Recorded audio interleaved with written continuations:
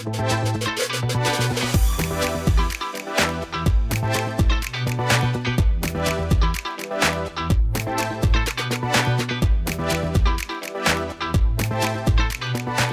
अंजय भी, my name is साहिल वाल्मीकि और आज हमारे साथ एक बहुत ही स्पेशल गेस्ट हैं। ये पॉडकास्ट स्पेशली दलित हिस्ट्री मंथ के लिए है और इस सीरीज़ में हम काफ़ी सारे लोगों से बात करेंगे, अलग अलग प्रोफाइल के लोग, जिसमें आर्टिस्ट हैं, जर्नलिस्ट हैं, एक्टिविस्ट हैं और कुछ पॉलिटिकल लीडर्स से भी हम लोग बात करेंगे। तो पहले एपिसोड में हमारे साथ है सिद्धेश गौतम। इंस्टाग्राम पे आप लोग उन्हें बेकरी प्रसाद के नाम से जानते हैं। कई सारे आर्टवर्क आप लोगों ने उनके देखे होंगे। तो शुरुआत करते हैं। सिद्धेश, बहुत बहुत स्वागत है आपका इस पॉडकास्ट पर। थैंक यू साहिल भाई। जय भीम, जय सावित्री बाई और जोहार सबको। मुझे अच्छा लग रहा है कि इस साल की शुरुआत कुछ इंटरेस्टिंग तरीके से हो रही है। मैं इस साल की शुरुआत इसलिए बोल रहा हूँ क्योंकि अभी रिसेंट टाइम्स में मैंने रियलाइज़ करना शुरू किया है कि अप्रैल में हमारा साल जो है वो कहीं ना कहीं शुरू होता है, क्योंकि अप्रैल से सेलिब्रेशन कहीं ना कहीं शुरू होते हैं और फिर वो थ्रू आउट चलते हैं। तो पॉडकास्ट की शुरुआत इस तरीके से करते हैं कि सिद्धेश को बहुत सारे लोग जानते हैं उनके इंस्टाग्राम से और उनके आर्टवर्क से, लेकिन सिद्धेश कौन है? सिद्धेश इन पर्सन कैसे इंसान है, या कहाँ से वो जो आप उनके आर्टवर्क देख रहे हैं वो उसकी शुरुआत कहाँ से हुई है, और अभी जो इतने लोग उनके आर्टवर्क शेयर करते हैं, इतने लोगों तक वो पहुँचता है, तो इस आर्ट की शुरुआत कैसे हुई? पहले तो ये बताइए कि आपका रहना कहाँ का है, कहाँ से स्कूलिंग हुई, और फिर स्कूलिंग से लेके आर्ट तक का सफ़र कैसा रहा? तो मेरे जो पेरेंट्स हैं वो, क्योंकि मेरे फादर की ट्रांसफरेबल जॉब थी तो हम लोग अलग अलग जगहों पे रहे। सो मेरा जो बचपन है, I was brought up mostly in Uttarakhand, मतलब प्राइमरी स्कूल वगैरह जो था। उसके बाद जो बड़े शहर थे, मैंने बरेली से अपना 10th किया और कानपुर से अपना 12th किया। तो मेरे लिए कानपुर उस टाइम पे मेट्रोपॉलिटन सिटी थी। तो होम टाउन कहाँ है? मेरा होम टाउन, मैं रहने वाला हूँ नगीना का, जिला बिजनौर, वेस्टर्न यूपी में। यहाँ से 150 किलोमीटर ही है, बट काफ़ी अंडर डेवलप्ड एरिया है वो। ऑल्दो हिस्टोरिकली बहुत इंपॉर्टेंट जगह है वो। कहीं ना कहीं मेरा आर्ट को परस्यू करने का जो थॉट था वो भी उस होम टाउन की वजह से भी आता है, क्योंकि वहाँ से काफ़ी पोइट्स रहे। क्योंकि ये नवाब्स के टाइम पे ये एक लिटरेरी और पोएट्री कैपिटल भी हुआ करती थी। तो सर सैयद अहमद खान जो थे वो पहले नजीबाबाद, जो हमारे घर के पास ही है टाउन है, वहाँ की रियासत में काम किया करते थे। तो वो वहाँ से थोड़ा मतलब पेट्रनेज है आर्ट्स का, क्राफ्ट का भी। मतलब वहाँ पे चद्दरें बनती हैं। नगीना इटसेल्फ, जहाँ से मैं आता हूँ, वो एक टाइम पे हैंडीक्राफ्ट कैपिटल था कंट्री का। तो वहाँ पे लकड़ी का इतना माइन्यूट काम होता था कि वो टर्की के दरबार में भी जाता था और अलग अलग जगहों पे जाता था। सो कहीं ना कहीं वो रहा है, और मैं बचपन से ड्रॉ करता रहा हूँ। तो सब कहीं ना कहीं मतलब और क्योंकि एक तो हम बहुत जल्दी जल्दी ट्रांसफ़र हो जाता था, तो दोस्त बनाना मुश्किल होता था। ऊपर से आप जिस कम्युनिटी से आते हैं, आपका एक सरनेम होता है, उसकी वजह से भी दोस्त बनाने में बहुत मुश्किल होती है। तो आप मेरा बचपन बहुत ही लोनली उस तरीके से गुजरा है। मतलब मुझे कोई याद नहीं है ऐसा इंसान जो मेरा दोस्त था जिसको मैं कह सकूं कि हाँ, इसके साथ मैंने दोस्ती की है और इस तरीके से। तो वो तो आप अपना सोलेज ढूंढने के लिए कहीं ना कहीं वो अपने आप टाइम काटने के लिए, या फिर लाइफ को एंजॉय करने के लिए, लाइफ के ऊपर रिफ्लेक्ट करने के लिए आप फिर अलग अलग चीज़ें ढूंढते हो। आप देखते हो कि बहुत सारे लोनली लोग जो हैं, कोई पोएट्री करने लगता है, कोई आर्ट करने। तो मैं इस तरीके से आर्ट करने लग गया था। जो मिलता था वो उसको बना लिया, या फिर क्योंकि उत्तराखंड में रहते थे तो पाइन्स और अलग अलग इंटरेस्टिंग ये प्लांट्स वगैरह मिलते थे, तो उससे क्राफ्ट कर लिया। किसी को कहीं पे कुछ रैप कर दिया है, कुछ कर दिया है। तो हमारे घर में जो हमारा रूम था, दोनों भाई, मेरा एक भाई है, हम दोनों एक साथ में एक रूम में रहते थे। और वहाँ पे मतलब वहाँ आप अगर चारों तरफ कहीं देखेंगे तो कहीं पे भी कुछ भी किसी भी चीज़ से बना रखा है। तो बेब्लेड बना रखे हैं, कुछ भी बना रखा है। तो क्यों, एक तो वो नहीं है कि आपके पास उतना पैसा नहीं है कि आप वो टॉयज़ खरीद पाओ, तो आप अपने टॉयज़ खुद ही बनाने लग जाते हो। सो आपके पास लेथ मशीन नहीं है, लेकिन आप चाकू से किस तरीके से उसको स्क्रैच करके धीरे धीरे आप उसको काटना सीख जाते हो। तो बहुत सारी इंटरेस्टिंग चीज़ें वो होती रही। तो वहाँ से आर्ट और क्राफ्ट आता गया अपने आप के अंदर। ये आई थिंक बहुत ही अर्बन थॉट होता है कि आर्ट पढ़ना क्या होता है, या डिज़ाइन पढ़ना जो होता है वो एक डिफरेंट चीज़ है। बहुत सारे बच्चे जो हैं वो बचपन से आर्ट करते हैं, या डिज़ाइन प्रोड्यूस कर रहे होते हैं, बट उनका अगर उनको वो गाइडेंस ना मिले तो शायद वो कहीं ना कहीं छूट भी सकता है, वो हॉबी की तरह रह जा सकता है। मेरे साथ ये एक अच्छी चीज़ हुई कि मेरे को 12th क्लास में थोड़ा एक्सपोजर मिल गया था, क्योंकि कानपुर मेरे लिए बड़ी जगह थी और कानपुर में मुझे रियलाइज़ हुआ लोग अपने करियर के बारे में बात करते थे। तो 2 लड़कियां थी जो निफ्ट के बारे में जिन लोगों ने बात करना शुरू किया, और मेरा इंटरेस्ट था कपड़े में। बचपन से मैं कपड़े खरीद तो नहीं पाते थे, लेकिन कपड़े में कभी कहीं कट मार दिया या कुछ कर दिया, उसको स्टाइलिश करना, ये सारी चीज़ों का शौक था। तो कहीं ना कहीं वो मुझे लगा कि ये मैं कर सकता हूँ। और समहाउ हम जहाँ से आते हैं, हमने देखे हैं बहुत सारे टेलर्स जो आदमी होते हैं, तो हमारे लिए ये स्टीरियोटाइप नहीं था कि ये तो औरतों का काम होता है। जो इवन दो निफ्ट की सोसाइटी में भी, कानपुर में भी, मैं एक बहुत अच्छे स्कूल में पढ़ रहा था, बट वहाँ पे भी ये नोशन था कि ये लड़कियों का काम होता है कपड़े सिलना, फैशन तो लड़कियों का काम होता है। सो बट वो क्योंकि हम जिस कम्युनिटी से आते हैं, हमने देखा है कि आदमी भी टेलर होता है, आदमी जूता भी सिलता है, औरत भी करती पूरा है। एक कास्ट जुलाहा कास्ट है, वो वही काम करते सो इस पे मजाक भी बनाते थे कि भाई तुम ये फैशन डिजाइन कर रहे हो, तुम क्या चमार से जुलाहा ही बन रहे हो ऐसा करके कि बनना है तो फिर सीधे कुछ और ब्राह्मण जैसा कुछ बनो, केमिस्ट्री पढ़ो या कुछ पढ़ो। बट हाँ, बट कहीं ना कहीं आर्ट थी उस हिसाब से। मेरे दादा भी बहुत शौकीन थे आर्ट के, तो वो लिखते भी थे। उन्होंने खुद भी पोइट्री लिखी है। वो एक और बहुत इंटरेस्टिंग काम करते थे कि वो पोस्ट ऑफिस में काम करते थे, तो उनके पास एक्सेस था लाइब्रेरी वगैरह का। तो वो क्योंकि बाकी लोगों को एक्सेस नहीं होता, तो वो लाइब्रेरी से बुक्स लेके आते थे, उसको कॉपी करते थे, खुद कॉपी करते थे, तो पूरा एक एक वर्ड उसका लिखते थे। और उन्होंने अपनी खुद की एक लाइब्रेरी बना रखी थी छोटी सी अपने ही कमरे में, जिसमें वो उसको रखते थे, क्योंकि वरना वो एक्सेसिबिलिटी कैसे मिलेगी, तो कोई भी आकर वहाँ पे कोई भी आके वहाँ पे पढ़ सकता है वो किताब। तो वो हैंड रिटन है, तो उससे उनकी राइटिंग है, मतलब हम जब भी देखते हैं तो बहुत सुंदर राइटिंग है। फिर जब उनके पास थोड़ा पैसा इकट्ठा होना शुरू हुआ, तो उन्होंने पेंटिंग बनवानी शुरू की। सो ये जो छोटे कलाकार होते हैं जो बोर्ड्स बनाते हैं, गुप्ता पान सेंटर और ये सारी चीज़ों के, तो उन लोगों को वो लेके आते थे और उनसे वो पेंटिंग करवाते थे। किस चीज़ की कि अपना और अपने फादर के रिलेशन का, क्योंकि उनके फादर उनको जब वो 5 साल के थे तो वो छोड़ के चले गए थे। उनकी मदर की बहुत जल्दी डेथ हो गई थी right after his birth, and then उनके फादर जो है वो रविदासी संत बन गए थे, तो उन्होंने घर बार छोड़ दिया था। तो उन्होंने अपने पिताजी को नहीं देखा था, बट समहाउ वो उनसे बड़े इंस्पायर्ड थे। मुझे नहीं समझ में आता कि वो रीज़न क्या था कि एक आदमी ने आपको छोड़ दिया है, बट आप फिर भी उसके लिए वो फैसिनेशन रखते हो। बट उनके अंदर वो कहीं ना कहीं था कि वो ये कहते थे कि रविदास से इन्होंने मेरे को वो अवगत कराया है, अम्बेडकर को ये लेके आए हमारी फैमिली में, तो कहीं ना कहीं वो उनको वो देना चाहते थे। तो बहुत सारी सीरीज़ ऑफ पेंटिंग्स उन्होंने बनवाई। वो जो पीछे एक पेंटिंग है वो उसमें भी वो मैं वहीं से लेके आया हूँ उन्हीं के उससे। तो वो उनके फादर हैं जिनको उन्होंने 5 साल की उम्र में देखा है, उसके बाद उनको तो अच्छा, वो तो ये वहाँ के किसी लोकल आर्टिस्ट? हाँ, और वो धीरे धीरे करके एज बढ़ाते रहते हैं। जैसे अब ये थोड़ा जवानी का है। कौन से सन में बनी थी ये मेरे पैदा होने से पहले की है। अच्छा, ये पेंटिंग हाँ, ऐसे बहुत सारी पेंटिंग्स हैं उनके पास जो काफी डिटेल भी है इसमें। हाँ, अच्छा, तो मेरा ब्लू अगर आप देखोगे, अगर वो उसमें देखोगे तो मेरा ब्लू कहीं ना कहीं तो ये कलर पैलेट यहीं से आई है वो।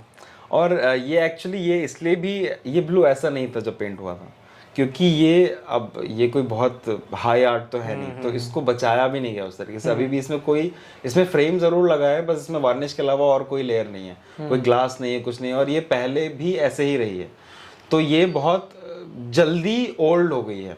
जैसे दलित ह्यूमन बींग्स बहुत जल्दी ओल्ड हो जाते हैं, क्योंकि उनको न्यूट्रिशन प्रोटेक्शन उस तरीके से नहीं मिलता है। वो पेंटिंग भी उतनी जल्दी, उसका कलर भी अलग हो गया, तो वो जिस तरह का भी मटमैला सा ग्रेइश कलर है वो वैसा बना नहीं था। तो कहीं ना कहीं वो ग्रेइश कलर मैंने लिया। तो मैं हमेशा जब भी ब्लू यूज करता हूँ, मैं थोड़ा ग्रे उसमें हमेशा ऐड करता हूँ। मेरा ब्लू कभी भी प्योर ब्लू की तरफ नहीं जाता। तो वो क्योंकि मुझे वो मेटाफोरिकली भी दिखता है कि वो कहीं ना कहीं हम डस्ट एक्यूमुलेट करते जा रहे हैं, और कहीं ना कहीं जो हमारे जो कलर्स हैं, हमारे जो फॉर्म्स हैं, वो जो डस्ट है वो रिफ्लेक्ट करते हैं। तो स्कूलिंग हुई, आपने बताया स्कूल ख़त्म हुआ, तो मतलब ये कानपुर से ये आइडिया आ गया था कि मेरे को NIFT में जाना है। हाँ, मुझे इंजीनियरिंग नहीं करनी है। अच्छा। ये मेन आइडिया ये था कि मुझे इंजीनियरिंग, मतलब ऐसा नहीं कि मैं बहुत ख़राब स्टूडेंट था, स्टूडेंट में अच्छा था, बट मेरा जो इंटरेस्ट था, मैं फिज़िक्स में बहुत इंटरेस्ट लेता था। बट अल्फा बीटा गामा के अलावा जो फिजिक्स है जो मैं इमेजिन कर सकता हूँ, मेरे को उसमें इंटरेस्ट आता था। ऑल्दो अब जब मैं सोचता हूँ तो मुझे ऐसा लगता है कि मेरे को rather than फिजिक्स से मेस्मराइज होने की, मेरे को इमेजिनेशन से मेस्मराइज था। क्योंकि फिजिक्स में जब वो बोलते थे कि ये एक वेज है, एक बॉल है, इतने उस पर इतने एंगल पे है जो इतनी स्पीड से जा रही है, तो मैं उसको इमेजिन कर पाता था समहाउ। तो मैकेनिक्स मेरे लिए इसलिए बहुत इंटरेस्टिंग, थर्मोडायनेमिक्स बहुत इंटरेस्टिंग, क्योंकि मैं इमेजिन कर पाता था कुछ चीज़ों को। बट जब उनमें बहुत ज़्यादा मैथमेटिकल इक्वेशंस आ गए और फिर जब वो इन दी एंड आपको मगअप करके करने लग गया, तो फिर मुझे उसमें इंटरेस्ट जाने लगा। और मुझे ये चीज़ पता थी, मैं थोड़ा बच्चा भी उस तरीके का था कि मैं जो चीज़ मैं करना चाहता हूँ वो मैं बहुत अच्छा करूँगा, और जो चीज़ मैं नहीं करना चाहता हूँ वो मैं छोड़ दूंगा। तो मैं ये चाहता था कि मैं करियर में ऐसा ना हो जाऊं, तो आई वॉज वेरी श्योर कि मैं जो सोच रहा हूँ वो सही सोच रहा हूँ। क्योंकि मेरे आजू बाजू, मेरे फैमिली में भी जो अंकल्स वगैरह हैं, वो लोग मना कर रहे थे कि तुम ये मत करो, तुम इंजीनियरिंग करो। मेरे कजिन्स थे जो उस टाइम पे IIT दिल्ली और इन सब जगहों से पढ़े थे, तुम भी वो करो, तुम भी इंटेलिजेंस स्टूडेंट हो, तुम क्यों नहीं कर रहे हो ये सारी चीज़ें। तो मुझे कहीं ना कहीं वो प्रेशर था, लेकिन उस प्रेशर को मैंने कहीं ना कहीं अपने अंदर उस तरीके से आने नहीं दिया। इसमें भी अगर मैं सोचता हूँ तो इसमें भी आई थिंक ये फ़ायदा हुआ मेरे को अम्बेडकराइट फैमिली में पैदा होने का, क्योंकि आपको क्वेश्चन करना सिखाते हैं। तो आपको एज एन अम्बेडकराइट आपको बचपन से ही क्वेश्चन करना सिखाते हैं, तो आप किसी को भी क्वेश्चन कर सकते हो। तो वो कहीं ना कहीं मुझे समझ में आया कि अगर आपके अंदर सेल्फ कॉन्फिडेंस है तो आप कुछ भी कर सकते हो। बाबा साहब को भी किसी ने बोला होगा कि भाई, उनके रिश्तेदारों ने बोला होगा कि तू मिलिट्री की तैयारी कर, उन्होंने भी तो क्यों ऐसे चेंज किया। उनके लिए आसान होता शायद मिलिट्री में जाना, क्योंकि उनके फादर मिलिट्री में थे, मे बी उनके पास एक्सेस होता, बट उन्होंने क्यों कुछ और सोचना शुरू किया। आई थिंक वो मुझे लगता है कि वो एक अम्बेडकराइट थॉट है, फ्रीडम ऑफ सेल्फ, और वो एक बुद्धिस्ट थॉट भी। अतः दीपो भव का भी अगर आप कॉन्सेप्ट लेते हो तो आप अपनी लाइट, कोई और आपकी लाइट नहीं बन सकता। तो आप, और क्योंकि आप यंग हो, आपके पास एक्सेस आ रहा है नया नया इंटरनेट का और ये सारी चीज़ों का, आपके पास एक्सपोजर आ रहा है, libraries are much more open, much more progressive, तो आप चीज़ें पढ़ते हो और आपको रियलाइज होता है कि शायद आप ले सकते हो। 12वीं में आप बड़े होते हो, you are get good enough to get driving licence, you are good enough to choose the leader of the constituencies, but you are not good enough to choose your own career, which was a very vague thing for me. और तो मुझे realise हुआ कि नहीं, और मैं अगर confidently कोई चीज़ करूंगा तो इतना कॉन्फिडेंट है कि मैं कर लूंगा उसको। So that was the thing कि मुझे थोड़ा ही फाइट करना पड़ा। बहुत अच्छी बात यह है कि मेरे को अपने पेरेंट्स ज़्यादा फाइट नहीं करना पड़ा। My mother was very happy that you know her, उनका GDP VDP नहीं चलता, उनका पूरा हैप्पीनेस इंडेक्स पे चलता है, कि वो कभी नहीं पूछती हैं कि तुम्हारा पैसे का क्या चल रहा है क्या नहीं चल रहा है। वो हमेशा उनका सवाल ये होता है कि तुम खुश हो कि नहीं हो। सो उनकी सारी जो इकोनॉमी है वो खुशी पे चलती है। तो उनको जब लगा कि हाँ, और जब मैंने निफ्ट का एग्जाम दिया, मतलब मेरे डबल डिजिट में रैंक आया, तो मम्मी भी खुश हैं कि भाई हाँ, और मम्मी भी देख रही हैं कि ये खुशी रिफ्लेक्ट कर रहा है, तो हाँ कि तू कर तुझे जो करना है। अच्छा, ऐसा कुछ रहा कभी या फैमिली की तरफ से या जो रिश्तेदार हैं उनकी तरफ से, या कभी खुद ही ऐसा वो आया कि यार मतलब स्टेबल प्रोफेशन नहीं है, या मतलब ऐसा नहीं है, जॉब सिक्योरिटी कुछ उस टाइप का नहीं रहेगा, तो कभी ऐसा कुछ हुआ था कि डिज़ाइन में जाएंगे तो यार? हाँ, ये तो था ही। मतलब मुझे याद है कि ऐसे रिश्तेदार थे जो मेरे पीछे, मेरे पेरेंट्स से मेरे बारे में बोलते थे कि ये तो हाथ से निकल गया है, या ऐसा ऐसा करके, क्योंकि मैंने उन कॉलेजों में पढ़ाई नहीं की जिनमें मेरे बाकी कजन कर रहे हैं। और आज वही लोग जो है वो मुझे, हमने मटन बनाया है, आ जाओ खाने के लिए, और इन सब चीज़ों के लिए बुलाते हैं। सो वो कहीं ना कहीं होता। और मैं अपने जो छोटे कजिन्स हैं, स्पेशली जो लड़कियां, उन लोगों को भी यही बोलता हूँ कि देखो, तुम्हें सब लोग मना करेंगे, मैं तो फिर भी लड़का था जो लड़ गया वहां से, तुम्हें बिल्कुल नहीं लड़ने देंगे, तुम्हें जो करना है तुम वो करो, उसके बाद जब तुम सक्सेसफुल हो जाओगे तो यही सारे लोग तुम्हें लड्डू लेके आएंगे कि भाई तुमने बहुत अच्छा काम किया। तो कहीं ना कहीं वो चीज़ें मैंने इग्नोर करनी शुरू की। My mother was very good at this. So उन्होंने हमेशा से बोला है कि कभी भी किसी की बातों को सर पे मत चढ़ने दो, अच्छी हो चाहे बुरी हो, तो किसी भी की भी बात को सर पे मत चढ़ने दो, अपने हिसाब से चीज़ों को सोचो, जो तुम्हें लगता है कि सही है वो वैसा वैसा करो। सो आई थिंक उनका, और आप फादर के साथ उतना टाइम स्पेंड करते नहीं हो, अगर सच्चाई है तो आपका क्लोजनेस जो है वो मदर के साथ इतना ज़्यादा होता है। स्कूल से आते हो मम्मी के साथ हो, रात तक मम्मी के साथ हो, उसके बाद पापा कभी आ रहे हैं, वो भी बहुत कम टाइम स्पेंड करते हो आप। तो आपका मैक्सिमम, तो आप अपनी मदर से बहुत ज़्यादा इन्फ्लुएंस होते हो सारी चीज़ों में। एंड मुझे कहीं ना कहीं रियलाइज़ हुआ कि हाँ, अगर if my mother thinks that you no, वो भी तो बड़ी हैं एल्डर में, तो वो भी बड़ों का कहना मान रहे हैं, हमने तो वही संस्कारी है, तो हमने अपनी माँ का कहना माना। और उनका कहीं ना कहीं इस मामले में बहुत अच्छा वो था कि ज़्यादा ध्यान ही नहीं देना इन सब चीज़ों को, अपने काम पर ध्यान देना ज़्यादा ज़रूरी है। सो वो कहीं ना कहीं रहा है। आज भी कुछ लोग मतलब बोलते होंगे इधर उधर, बट काफ़ी चीज़ें तो रीच ही नहीं हो पाती हैं, क्योंकि मेरी फैमिली का सबसे पहला फिल्टर जो है वो मेरे पेरेंट्स हैं। वही नहीं ऐसी चीज़ों को मेरी तरफ लेके आते हैं जो मेरे को स्ट्रेस में लेके आया या किसी चीज़, तो वो करियर हो या शादी की बात हो या ये सारी चीज़ें हो, कोई भी मतलब ऐसा उनसे ज़रूर बोलते हैं लोग, लेकिन वो यहाँ तक नहीं आने देते हैं, और वो भी कहीं ना कहीं उसको डिफेंड करते हैं कि नहीं हम। अच्छा सिद्धेश, हम जो देख रहे हैं जैसे आईआईटी और ये सब जो एलीट इंस्टीट्यूशंस हैं, वहाँ पर हमारे लोग जाते तो हैं लेकिन बीच में ही उनको अपनी जान गंवानी पड़ती है, या जो इंस्टीट्यूशनल मर्डर है वो इतना प्रेशर उनके ऊपर बिल्ड किया जाता है कि वो सब करने को मजबूर हो जाते हैं। तो आप जब NIFT में गए या फिर उसके बाद NID में गए, तो किस तरीके का माहौल वहाँ पर रहता है, मतलब कि कैसा माहौल है? हम अगर दलित बैकग्राउंड से कोई बच्चा जा रहा है तो किस तरीके का वो सपोर्टिव वो है, या फिर नीचे गिराते हैं, या किस तरीके? सपोर्टिव तो बिल्कुल भी नहीं है, और नीचे गिराने के तरीके बड़े क्रिएटिव हैं, क्योंकि क्रिएटिव इंस्टीट्यूशंस हैं। तो मैं आपको मतलब जैसे इन इंस्टीट्यूशन को पॉलिटिकल और प्रोग्रेसिव भी बोला जाता है। अच्छा, डायरेक्ट कास्टिज्म रहता है या फिर? बिल्कुल बिल्कुल, मैं आपको बताता हूँ किस तरीके से रहता है। तो एक तो चीज़ होती है कि बच्चे जो हैं वो आपस में डिस्कस करते हैं कितनी सीटें जो हैं, इवन आप अगर छुपा के रखते हैं कि रिजर्व सीट से कितने बच्चे आए हैं, तो वो कैलकुलेट करते हैं कि इतने % ST की है, इतने % SC की है, तू तो शर्मा है, तू तो श्रीवास्तव है, तू तो ये है, तो कौन बचा? तो जो बचा उनका निकाल लेते हैं, तो उनका निकालते हैं। अब ये जो सरनेम जिनके डिफिकल्ट सरनेम्स है, जिनके सरनेम समझ में नहीं आते हैं लोगों को, वो सारे के सारे इन कैटेगरीज में आते हैं कि ये शेड्यूल ट्राइब से ये होगा, शेड्यूल कास्ट से ये होगा। तो ये इस तरीके से होता है। मैं आपको बताता हूँ पहला दिन NIFT is suppose to be a very progressive institution, और क्यों मैं अपना उसकी वजह से मैं ब्राह्मण बन गया था कुछ टाइम के लिए। मैं एक झूठ बोलने लग गया था कि मैं ब्राह्मण हूँ। वो इसलिए हुआ था कि पहले दिन की बात है ये, और हम निफ्ट बॉम्बे में हॉस्टल नहीं है, सो आपको अपना अकोमोडेशन खुद से इंतज़ाम करना पड़ता है। तो हमने एक घर देखा जो कि 14वें माले पे था, 11वें या 14वें माले पे था, और मैंने तो कभी पहले की इतनी ऊंची बिल्डिंग देखी नहीं है। और 4 लोग हम लोगों ने वो किया कि हम यहाँ पे रह लेंगे। 2 BHK फ्लैट था वो, और सस्ता सा फ्लैट था, अफोर्डेबल था कि हम अफोर्ड कर सकते हैं उसको।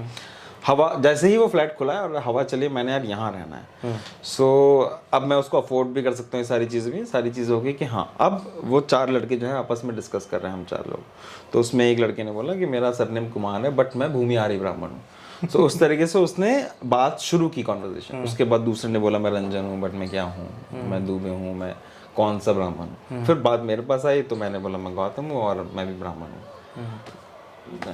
छोड़ो, और उनको भी ज़्यादा उतना तो पढ़े लिखे होते नहीं है ये लोग भी, तो कोई ज़्यादा कुछ पता हुआ उनको, तो उन्होंने बोला कि हाँ ठीक है। और थोड़ा मेरा मायका गौतम है तो ब्राह्मण हो सकता है, तो 2 हो सके, क्योंकि ईस्टर्न यूपी में ब्राह्मण होते हैं गौतम। और एक और इंटरेस्टिंग चीज़ थी कि मैं बचपन से बहुत ही, मेरी फैमिली बहुत पेरियाराइट भी थी, क्योंकि मेरे दादा जो थे वो पेरियार लिटरेचर बहुत पढ़ते थे, सच्ची रामायण और ये सब। तो इवन मेरे को याद है कि सैटरडे संडे को जब ये जय श्री कृष्ण और रामायण आता था, तो हमारा टीवी था, तो उस टीवी पे पूरा मोहल्ला देखने के लिए आता था। और वो टीवी, और वो मैंने पहली बार ऐसी चीज़ देखी है कि वो मोहल्ला जो है वो टीवी देखने से ज़्यादा ऐड देखने के लिए आता है, क्योंकि ऐड के टाइम पे दादाजी कमेंट्री शुरू करते थे कि कैसे मतलब उसमें क्या क्या प्रॉब्लम, तो सच्ची रामायण को बताएंगे, रामायण के पर्सपेक्टिव में कैसे बोलेंगे how a king is a failure, कैसे जल समाधि इज अ सुइसाइड, हर एक कैरेक्टर को अपने हिसाब से वो बता देते, तो वो सुनने के लिए लोग आते थे। सो उसके चक्कर में मुझे ये पौराणिक जो लिटरेचर था ये काफी पता था, इन बच्चों से तो ज्यादा ही पता था। तो मैं इनको बहुत आसानी से बेवकूफ भी बना पाता था कि मैं कि भाई गीता में ऐसा, क्योंकि गीता की भी उन्होंने पूरा वो बना रखा था। सो ही हैड उन्होंने श्लोक बना रखे थे गीता के, जो गीता को पलट देते हैं। अच्छा, जो श्लोक वैसे का वैसे ही चलता है, बट उसमें वो जहाँ पे भी कास्ट की बात आती है या पेट्रियार्की आती है, वो उसको पलट देते हैं। मतलब वो उसमें कहीं ना कहीं सैटायर लेके आए थे। तो वो क्योंकि वो संस्कृत जानते थे, तो उन्होंने संस्कृत में उन श्लोकों को थोड़ा ऐसा वो कर दिया, हाँ, मॉडिफाई करना शुरू किया। तो अब जब आप ये देखते हैं कि किस चीज़ से मॉडिफाई हुआ, तो आपको वो चीज़ भी पता है, सब्जेक्ट भी पता है, तो आप उस सब्जेक्ट को वहाँ पे यूज़ कर सकते हो। तो उन लोगों से बड़ा ब्राह्मण मैं हो गया था, क्योंकि मैं उनसे ज़्यादा कहानियाँ जानता हूँ, मैं उनसे ज़्यादा रेफरेंसेस जानता हूँ, और रेफरेंसेस पे चलती है दुनिया, मतलब एटलीस्ट इंडिया, और स्पेशली जो इंस्टीट्यूशंस हैं। तो कहीं ना कहीं मैं वहाँ पे ब्राह्मण भी रहा, और अंदर फिर मैं, क्योंकि अब मैं ब्राह्मण रहा तो मैं इनके अंदर के सर्कल्स में आ गया। तो मैंने इनके अंदर के सर्कल्स की भी बातें सुनी है। जब इसमें ये बनाते हैं चिकन, ऐसा नहीं कि चिकन नहीं बना रहे, चिकन भूमिहारी ब्राह्मण ही बना रहा है और उसको पसंद है कि मैं ऐसे मस्टर्ड में चिकन बनाता हूँ। और उस टाइम पे वो जो जिस तरह की बातें करते थे कि जैसे एक बहुत ही इंटरेस्टिंग नैरेटिव था इन लोगों के दिमाग में कि नॉर्थ ईस्ट से जो लोग आते हैं ये दिमाग से तेज नहीं होते हैं। अच्छा, ये सिर्फ स्किल सीख सकते हैं, ये आप स्किल जो है रिपीटेड करवा लो, बट ये कुछ सोच नहीं सकते, नया कुछ अपना नहीं सोच। तो ये और हर बच्चे को बोलते थे पॉइंट आउट कर करके कि ये जो लड़का है, ये जो लड़की है, ये इसको देख, इसका काम देख। और ये डिस्कशन होते थे जब वो चिकन पक रहा है। अच्छा, तो इस तरह के डिस्कशंस के, क्योंकि अब मैं तो ब्राह्मण हूँ तो मैं इन लोगों के बीच में हूँ, तो अब ये मेरे से कुछ उसमें उनको कुछ वो अंदर वाले स्पेस में बातें हो सकती है। हाँ, तो और उस स्पेस में किस तरीके से मतलब लोगों की नाक से लेकर कि नाक कितनी चौड़ी है, कि कलर से लेकर हेयर कितने करली हैं। ये करली हेयर का भी पॉलिटिक्स बहुत अजीब था। तो जो गोरे लोग होते हैं जिनका करली हेयर होता है वो उनको सुंदर मानते हैं कि वो दिस इज, तो उनको बोलेंगे भी वो वेरी नाइस है, कैसे लगता है उनको। बट अगर कोई किसी का रंग थोड़ा सांवला है या थोड़ा डार्कर शेड में है तो वो उसके करली हेयर पे मजाक उड़ाएंगे कि अरे ये कैसे से बाल हैं, झंपरे से बाल हैं, ऐसे ऐसे करके। तो मुझे इनकी हिपोक्रेसी भी समझ में नहीं आती थी कि ये चीज़ों को पढ़ कैसे रहे हैं, how are they observing things. मतलब आपने कास्ट का इतना भयंकर चश्मा लगा रखा है कि आपकी रैशनल थिंकिंग खत्म हो चुकी है। बिल्कुल। और आप अनकॉन्शियसली हिपोक्रेट बनते जा रहे हो, अनकॉन्शियसली हिपोक्रेट। आप हर एक कदम पे हिपोक्रेट हो। आपका वो चिकन बनाना और उसके बाद भी आप उसमें भी कास्टिज्म कर लेते हो ना कि आप कौन सा मीट खाते हो, कौन सा नहीं खाते हो। बिल्कुल। चिकन में भी आप किस तरीके के इंग्रेडिएंट्स डालते हो और किस तरह के नहीं डालते हो, उससे भी डिस्क्रिमिनेशन होता है। सो उस चिकन भी जो है, even though it is a meet, वो भी एक ब्राह्मण का चिकन हो सकता है और एक दलित का चिकन। तेज मिर्च का बना है तो वो चूड़े चमार के घर बना है। अगर हल्दी पंजा खा रहे हो, थोड़ा सा भी खून रह गया तो अरे नहीं, खून कैसे खा सकते हो, खून तो रहेगा ही। तुम कहाँ से, मतलब अगर तुमने कभी पकाया होता तो तुम्हें पता चलता। हम तो बचपन में साफ करते थे चिकन जब आता था, तो हमने तो कभी कोई खींच नहीं मची है इस चीज से। बट वो खींच मचना भी, मतलब वही जो इंसान है वो ऐसे करके कर रहा है, फिर उसको खा भी रहा है बड़े चाव से। सो वो सारी जो पॉलिटिक्स है बड़ी अजीब थी। मेरे को बड़ा मजा आता था इन चीज़ों को देख के कि मैंने यार ये कितने पीछे रह गए और ये कितना पीछे रह जाएंगे अभी भी ये लोग जो हैं, मतलब। और बहुत इस्लामोफोबिक, अलग अलग तरह क्वीर फोबिक। निफ्ट के अंदर इतने ज़्यादा क्वीर फोबिक लोग हैं और इवन दो निफ्ट को ऐसा पोर्ट्रे किया जाता है कि वो क्वीर फ्रेंडली स्पेस है, it is not a queer friendly space. मैं ऐसे बहुत सारे लोगों को जानता हूँ who were not able to come out as queer people when they were inside NIFT. They were able to come out when they were out, when they had the strength to be able to come out. क्योंकि यही वो लोग थे जो अपने surname use कर रहे थे, सारे जो लोग थे जो उनको मॉरल वो भी करते थे, मॉरल पुलिसिंग भी करते थे कि क्या पहनना चाहिए, क्या नहीं पहनना चाहिए। तो ऐसा नहीं है कि क्योंकि 4-5 लोग उस तरीके से अपने आप को वो कर पा रहे हैं स्पेशली। और इसमें भी बहुत क्लासिज्म भी है। इसमें जो हमारी कम्युनिटी के बच्चे हैं, क्योंकि उनको वो क्लास में भी वहाँ एग्जिस्ट नहीं करते हैं, उनके पास वो हिम्मत भी नहीं होती है टू क्रॉस ड्रेस भी इवन। क्योंकि इवन जो लोग क्रॉस ड्रेस कर रहे हैं वो बहुत ही महंगी साड़ियाँ पहन रहे हैं, वो प्रिंट पहन रहे हैं, वो सारी चीज़ें ये लोग वो अफोर्ड भी नहीं कर सकते हैं to look beautiful even in cross dressing, even in even in clothes of another gender और व्हाटएवर। उसमें भी there is a class, there is a caste. अच्छा, ऐसा भी कुछ था कि आप अगर कोई सर्टेन ब्रांड के कपड़े पहन रहे हो तभी आप, मतलब उस पर भी मजाक बनाया जा रहा है कि इस ब्रांड का नहीं है तेरे पास, तो यहाँ पे भी क्लास है। सो यहाँ पे कुछ लोग ऐसे होते थे जो सेकेंड हैंड कपड़े पहनते थे, बट ये ट्रेंड था। एनआईडी में बहुत ज़्यादा था, निफ्ट में भी बहुत ज़्यादा था, ये ट्रेंड था सेकेंड हैंड कपड़े। देयर वर दीज सेलर्स जो सेकेंड हैंड कपड़े बेचते थे, ये लोग वहाँ जाते थे, फिर उनको ड्राई क्लीन कराते थे, वो पहनते थे। बट अब इसमें अगर आप अंग्रेजी बोलने वाले हो, फ्लुएंट अंग्रेजी बोलने वाले हो, south Delhi, south Bombay, south Bangalore के हो, तब आप वो करोगे तो प्रोग्रेसिव है। और जो बाकी के बच्चे अगर वो अंग्रेजी सही से नहीं बोल पाते या फिर उनका रंग साफ नहीं है या उनके बाल ज़्यादा कर लिए हैं, अगर वो ये चीज़ करेंगे तो उनके लिए ख़राब है। सो इसमें भी बहुत ज़्यादा वो है। तो अभी के टाइम पे आपको बहुत सारे लोग ऐसे मिलेंगे जो वो झोला लेके चलने वाले जो लोग हैं कि हम तो सिर्फ खद्दर पहनते हैं, तो वो लोग थे वहाँ पे भी। बट इन दी एंड उन्हीं लोगों को एक्सेप्टेंस मिलती थी जिनकी अंग्रेजी साफ होती थी, रंग साफ होता था, जिनकी फैमिलीज के कैरेक्टर साफ होते थे, जिनके मोहल्ले साफ होते थे। तो वो था कहीं ना कहीं। तो ये हैं दिखाने वाले हमेशा से थे कि हम तो रैक्स पहनते हैं, तो फटा हुआ dude I am wearing this torn T shirt. बट आपकी जिस लैंग्वेज में आप जिस बात कर रहे हो, मतलब वो आप अपने आप को उस तरीके से, आपके लिए वो फैशन स्टेटमेंट है। दिस इज नॉट योर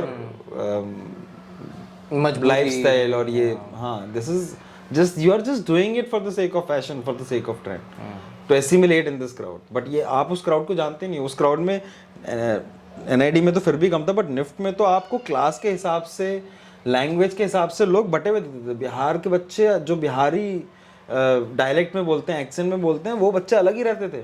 वो फैशन डिजाइन के बच्चे भी, जो उनके जो एलीट बच्चे हैं, वो उनसे बात नहीं करते थे, वो अलग घूम रहे हैं बेचारे। और उसमें क्या होता है कि आपको ये वादा किया जाता है कि आप इंटरडिसिप्लिनरी कोर्सेज में आप एक दूसरे से सीखते हो, बट जब बच्चों ने बाउंड्री बना ली तो आप कहाँ से सीखोगे? तो वो जो ग्रुप है, वो ग्रुप वैसे के वैसे ही रह जाते थे। वहाँ आदिवासी बच्चे जो एक साथ रहते हैं, वो बच्चे जो हैं उस तरीके से डेवलप ही नहीं कर पा रहे थे जिस तरीके से बाकी के लोग डेवलप कर रहे थे, क्योंकि access to education, access to library, access to data भी डिपेंड करता है ना कि आपके पास वो पॉइंट्स है कि नहीं। मुझे अब जाके, मतलब मुझे अपने मास्टर्स में समझ में आया था कि मैं कैसे अपने निफ्ट के रिसोर्सेज को एक्सेस कर सकता था, क्योंकि मुझे पताया ही नहीं है, मुझे पता ही नहीं था कि किस तरीके से चीजें चलती हैं। मतलब आपको चालाकी बचपन में सिखाते हैं घरों में, मतलब इतनी चीजें। और ये बड़े बड़े घरों के लोग चोरी चपाटी भी करते थे, ये चोरी करके लेके जा रहे हैं, सामान चोरी करके लगा रहे हैं, महंगा है। मैंने, हमें डर लगता था चोरी करने में, हम तो नहीं चोरी कर सकते, बट ये चोरी करके ले जाते थे। ये इतना वो समझ, अरे वरना दे देंगे अगर पकड़े गए तो, कि हम पकड़े गए तो हम दे नहीं पाएंगे ना, वो जो लेबल लग जाएगा। हाँ, जो 5,000 का जो मैनिक्विन जो चोरी कर रहे हैं, हम तो ना वो 5,000 रुपए दे पाएंगे और लेबल अलग लग जाएगा। इनको कोई डर ही नहीं था, ये चोरी करके ले जा रहे हैं, लाइब्रेरी से किताबें चोरी करके ले जा रहे हैं, दे देंगे अगर पकड़े गए तो। सो दिस वाज दी, और ये हम पे बोलते हैं कि हम क्रिमिनल कास्ट से आते हैं। मतलब आपका थॉट प्रोसेस ही बचपन, मतलब आप 19 साल के, 20 साल के हो भी, और आपके दिमाग में चोरी is an easy thing to do, that can be done. तो आपने कितने लोगों, और मुझे समझ में भी आता है, आपके दादा परदादाओं ने चोरी तो किया हमारे लैंड की, हमारे रिसोर्सेज की, तो वही आपने उनसे सीखा, यही आपके संस्कार हैं। तो कहीं ना कहीं मुझे, and I started to pity these people more. मतलब धीरे धीरे मुझे लगता था कि इन दी एंड आप तो एज ह्यूमन अपने प्रोग्रेस को देखते हो कि मैं आज 2019 में कैसा हूँ, 2023 में कैसा हूँ, 2025 में कैसा हूँ, मैंने क्या ग्रोथ किया एज ए ह्यूमन बीइंग, वो नहीं देख रहे। And I used to pity them कि हाँ, ऐसे तो कितने बिलियन लोग रहते हैं दुनिया में, कितने लोग नहीं सोच पाते हैं। You are not aware, your existence doesn't matter, your existence is not a matter for me, your existence is not a matter for you also, क्योंकि तुम इतनी टेम्परेरी चीज़ों में चल रहे हो। तुम्हें टेम्परेरी तरीके से प्यार होता है, तुम्हें टेम्परेरी तरीके से टेस्ट अच्छा लगता है किसी चीज़ का, इसमें इतने फिल्टर्स हैं। मुझे लगा कि यार ये कॉन्स्टिट्यूशन तो हमारे पास नहीं थे, तो हमारे पास एक्सप्लोर करने का बहुत वो है। तो कहीं ना कहीं मैं इसमें अपने आप को प्रिविलेज मानता था कि मैं ऐसी सोच से नहीं आया हूँ, कि मैं ऐसी फैमिली से नहीं आया हूँ, कि मेरे को ऐसे फिल्टर लगा के नहीं आऊँ। सो मेरा जो ग्रोथ है, मुझे इस बात पे पूरा यकीन था कि मेरी ग्रोथ जो है एक्सपोनेंशियली होगी इन लोगों के कंपैरिजन में। तो घर ढूंढा तो ब्राह्मण बनना पड़ा, फिर उसके बाद ब्राह्मण से चमार तक कैसे आया? चमार में बना हूँ मिलान में इटली में। तो ये हुआ था ऐसे कि मैं रहा निफ्ट में, मैं ब्राह्मण रहा, फिर एनआईडी में मैं गया, तो मैंने भाई यहाँ पे भी वो दिक्कत आएगी, इससे बड़ा अच्छा है। हमने तो देख लिया, एलिट इंस्टीट्यूशन हमने देख लिया, निफ्ट भी कोई कम एलिट इंस्टीट्यूशन नहीं है, कि हमने देख लिया ये तो यही चलता है। हमने अपना सेम कहानी जो है आगे बढ़ाई कि एनआईडी में भी हम ब्राह्मण हैं।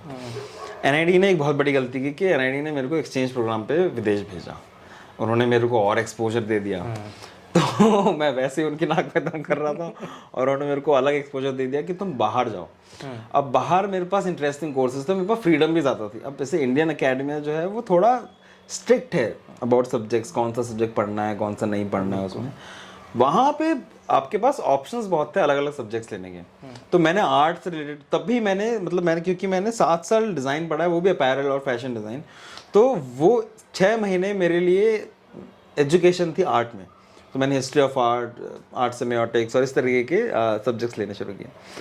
और वहाँ पे मुझे जो मेरी सेमियोटिक्स की टीचर थी, उन्होंने मेरे को इंट्रोड्यूस कराया लोगों के काम से जो रोमा पीपल हैं, पैलेस्टीनियन हैं, और अलग अलग जगहों अलग अलग अनटचेबल्स बोलती थी वो कि और मैं भी उसको इतनी आसानी से अपनी कहानी भी इसलिए बता पाया क्योंकि मुझे लगा यार मैं इतनी दूर आया हूँ, मुझे भरोसा नहीं है कि मैं यहाँ आऊँगा कि नहीं आऊँगा दोबारा, ये मेरा क्या उखाड़ लेगी, इसके हाथ में कुछ ज़्यादा वो है नहीं। मुझे इतना भी पता था कि इंटरनेशनल स्टूडेंट्स को कम मार्क्स नहीं देते हैं, तो क्योंकि उनको अपने वो भी बढ़ाना पड़ता है, तो मेरा इसमें ज़्यादा कुछ घाटा नहीं है। सो मैंने जब अपने प्रोज और कॉन्स देखे, मुझे लगा कि मेरा कोई घाटा नहीं, मैं यहाँ पे अपने हिसाब से कर सकता हूँ। मैंने उसको अपनी सारी कहानी बताई कि मैं कहाँ से आता हूँ, किस तरह की फैमिली से आता हूँ। मैंने ये वाइट वुमन को क्या फ़र्क पड़ेगा, इसको तो ये तो आगे चली जाएगी, इसमें ज़्यादा कुछ।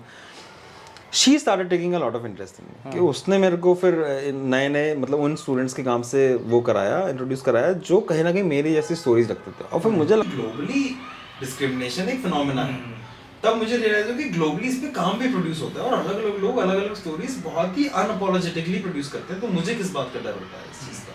मुझे क्यों ये डर है कि क्योंकि मैं एक इस तरह के खाना, तो मेरे को खाने में भी मिला कि कुछ जगहों पे भी वो सेम चीज़ें खा रहे थे, जैसे भैंस से की पूंछ हो गई या अलग अलग चीज़ हो गई जो हमारे घर पे खाते। मुझे लगा ये तो सिमिलैरिटी मुझे हिंदुस्तान में बहुत कम जगह मिलती है जो यहाँ मिल रही है।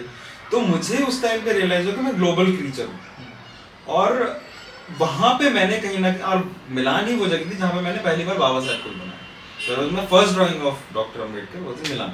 सो मुझे कहीं ना कहीं वो कॉन्फिडेंस आया बाकी लोगों का काम देख के ग्लोबल प्लेटफॉर्म पे कि यार मैं भी यहाँ पे स्टैंड कर सकता हूँ। और मैं यहाँ पे सिर्फ अपने पॉवर्टी पॉर्न को ही नहीं, मैं अपने कल्चर को भी सेलिब्रेट कर सकता हूँ, क्योंकि वो भी सेलिब्रेट कर रहे हैं। फिर अभी आप देखो पीकी ब्लाइंडर जैसा शो आया, Peaky blinder Roma people, Gypsy people के ऊपर इतना भयंकर उन्होंने शो बनाया। और मुझे वो भी जब आया तो मुझे लगा कि हाँ यार ये हम भी उस लेवल पे पहुंच सकते हैं, क्योंकि this is also story of a community which used to be untouchable in UK. तो मैंने यार वो स्वैग तो हमारे अंदर भी, it is not that you know we only have to go to the America to look at that. There are whole world is full of people like us who were once oppressed and are now coming back and fighting for not just equality but also for celebration, for living this life fully. तो मुझे कहीं ना कहीं वो confidence वहाँ से मिला। और मैंने तब पहली बार वापस आया भी बनाया, तब मैंने पहली बार ये फेसबुक पे लिखा था, फेसबुक चलता था कि मैं जमा हूँ और ऐसे करके।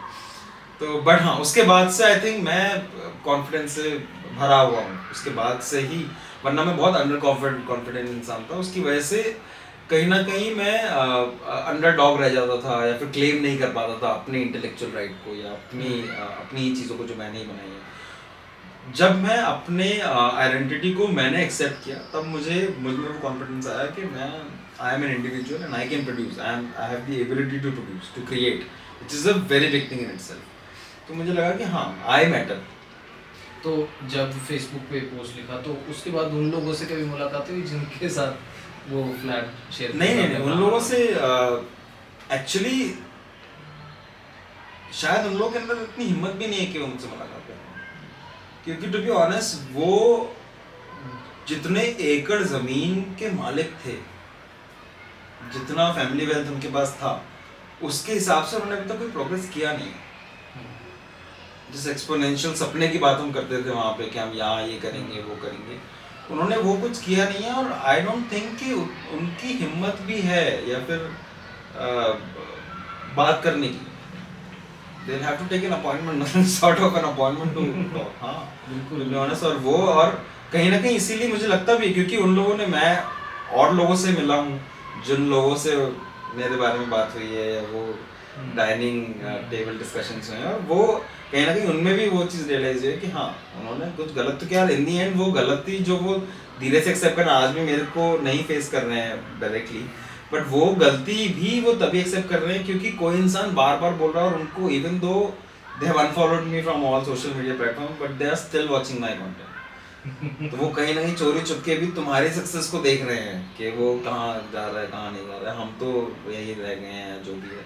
तो मुझे वो लगता है कि कहीं ना कहीं उनके अंदर भी वो हिम्मत ही नहीं बन पा रही कि कैसे अब इतना बड़ा पाप जो किए हैं, तो आपने डीह्यूमनाइज जो किया है अलग अलग लेवल पे, और अब ये लड़का है जो उस क्लोज मतलब ग्रुप से बाहर आ गया है, अब ये उन लोगों को बताएगा। और तो मैं सबको बताता नहीं हूँ कि भाई तेरे बारे में इसने ये बोला, तेरे बारे में इसने ये बोला, क्योंकि वो एक जनरलाइज थॉट है उनका, वो सिर्फ एक इंसान के बारे में नहीं, वो पूरी कम्युनिटी के बारे में ऐसा सोचते हैं। सो हाँ, और अगर वो करते भी कॉन्टेक्ट तो मुझे कोई ज़्यादा फर्क नहीं पड़ता, क्योंकि वो मेरे लिए तो उनकी एग्जिस्टेंस तभी ख़त्म हो गई थी जब मैं अपनी आइडेंटिटी को मैंने एक्सेप्ट कर लिया था। बिकॉज उनको मैं अगर दूंगा क्या कहते हैं किसी भी तरह का भाव, तो वो उनको मिलेगा। फिर इंडियन ये भाव पे ही कैपिटलाइज करते हैं। इंडियन बामन क्यों बढ़ा, क्योंकि उसको भाव मिलता है हर चीज़ में। तो ये पूरी भाव की वो पिरामिड जो है वो भाव का है कि किसको सबसे ज़्यादा भाव मिलेगा, किसको किससे थोड़ा कम मिलेगा, थोड़ा कम मिलेगा, थोड़ा कम मिलेगा। और वही भाव ये इनको अब सोशल कैपिटल में कन्वर्ट करते हैं, फाइनेंशियल कैपिटल में कन्वर्ट करते हैं, कल्चरल कैपिटल में कन्वर्ट करते हैं और पॉलिटिकल कैपिटल में। सिद्धेश, एक चीज़ और बताइए कि इस पूरी जर्नी के दौरान आपको कुछ ऐसे लोग मिले हैं जो कह रहे हैं, जिन्होंने कभी कहा हो कि आप आर्ट कर रहे हो, आप रिजर्वेशन की वजह से मतलब आ गए हो, ये तो रिजर्वेशन वाले हो, या ऐसा कभी एनकाउंटर इन लोगों के साथ हुआ आपका? वही, आप वो कुछ जो जानते नहीं है मेरे को वो लोग करते हैं, अभी भी इंस्टाग्राम पे लिख देते हैं या फिर ऐसा करके। बट जो लोग मेरे को जानते हैं वो नहीं बोलते हैं ये सारी चीज़ें, क्योंकि वो बोल नहीं भी सकते हैं, क्योंकि उन्हीं के प्रोजेक्ट्स में मैंने हेल्प किया है। मतलब मैंने बहुत सारे लोगों के ग्रेजुएशन प्रोजेक्ट के, जो कि मास्टर्स के ग्रेजुएशन प्रोजेक्ट के जो थीसिस हैं, हाँ, उन लोगों के कंक्लूजन्स लिखे हैं, उन लोगों के रिसर्च मेथोडोलॉजी को रिजॉल्व किया है। मैंने लोगों के साथ घंटा घंटा बैठ के बात की है उनके प्रोजेक्ट्स के ऊपर।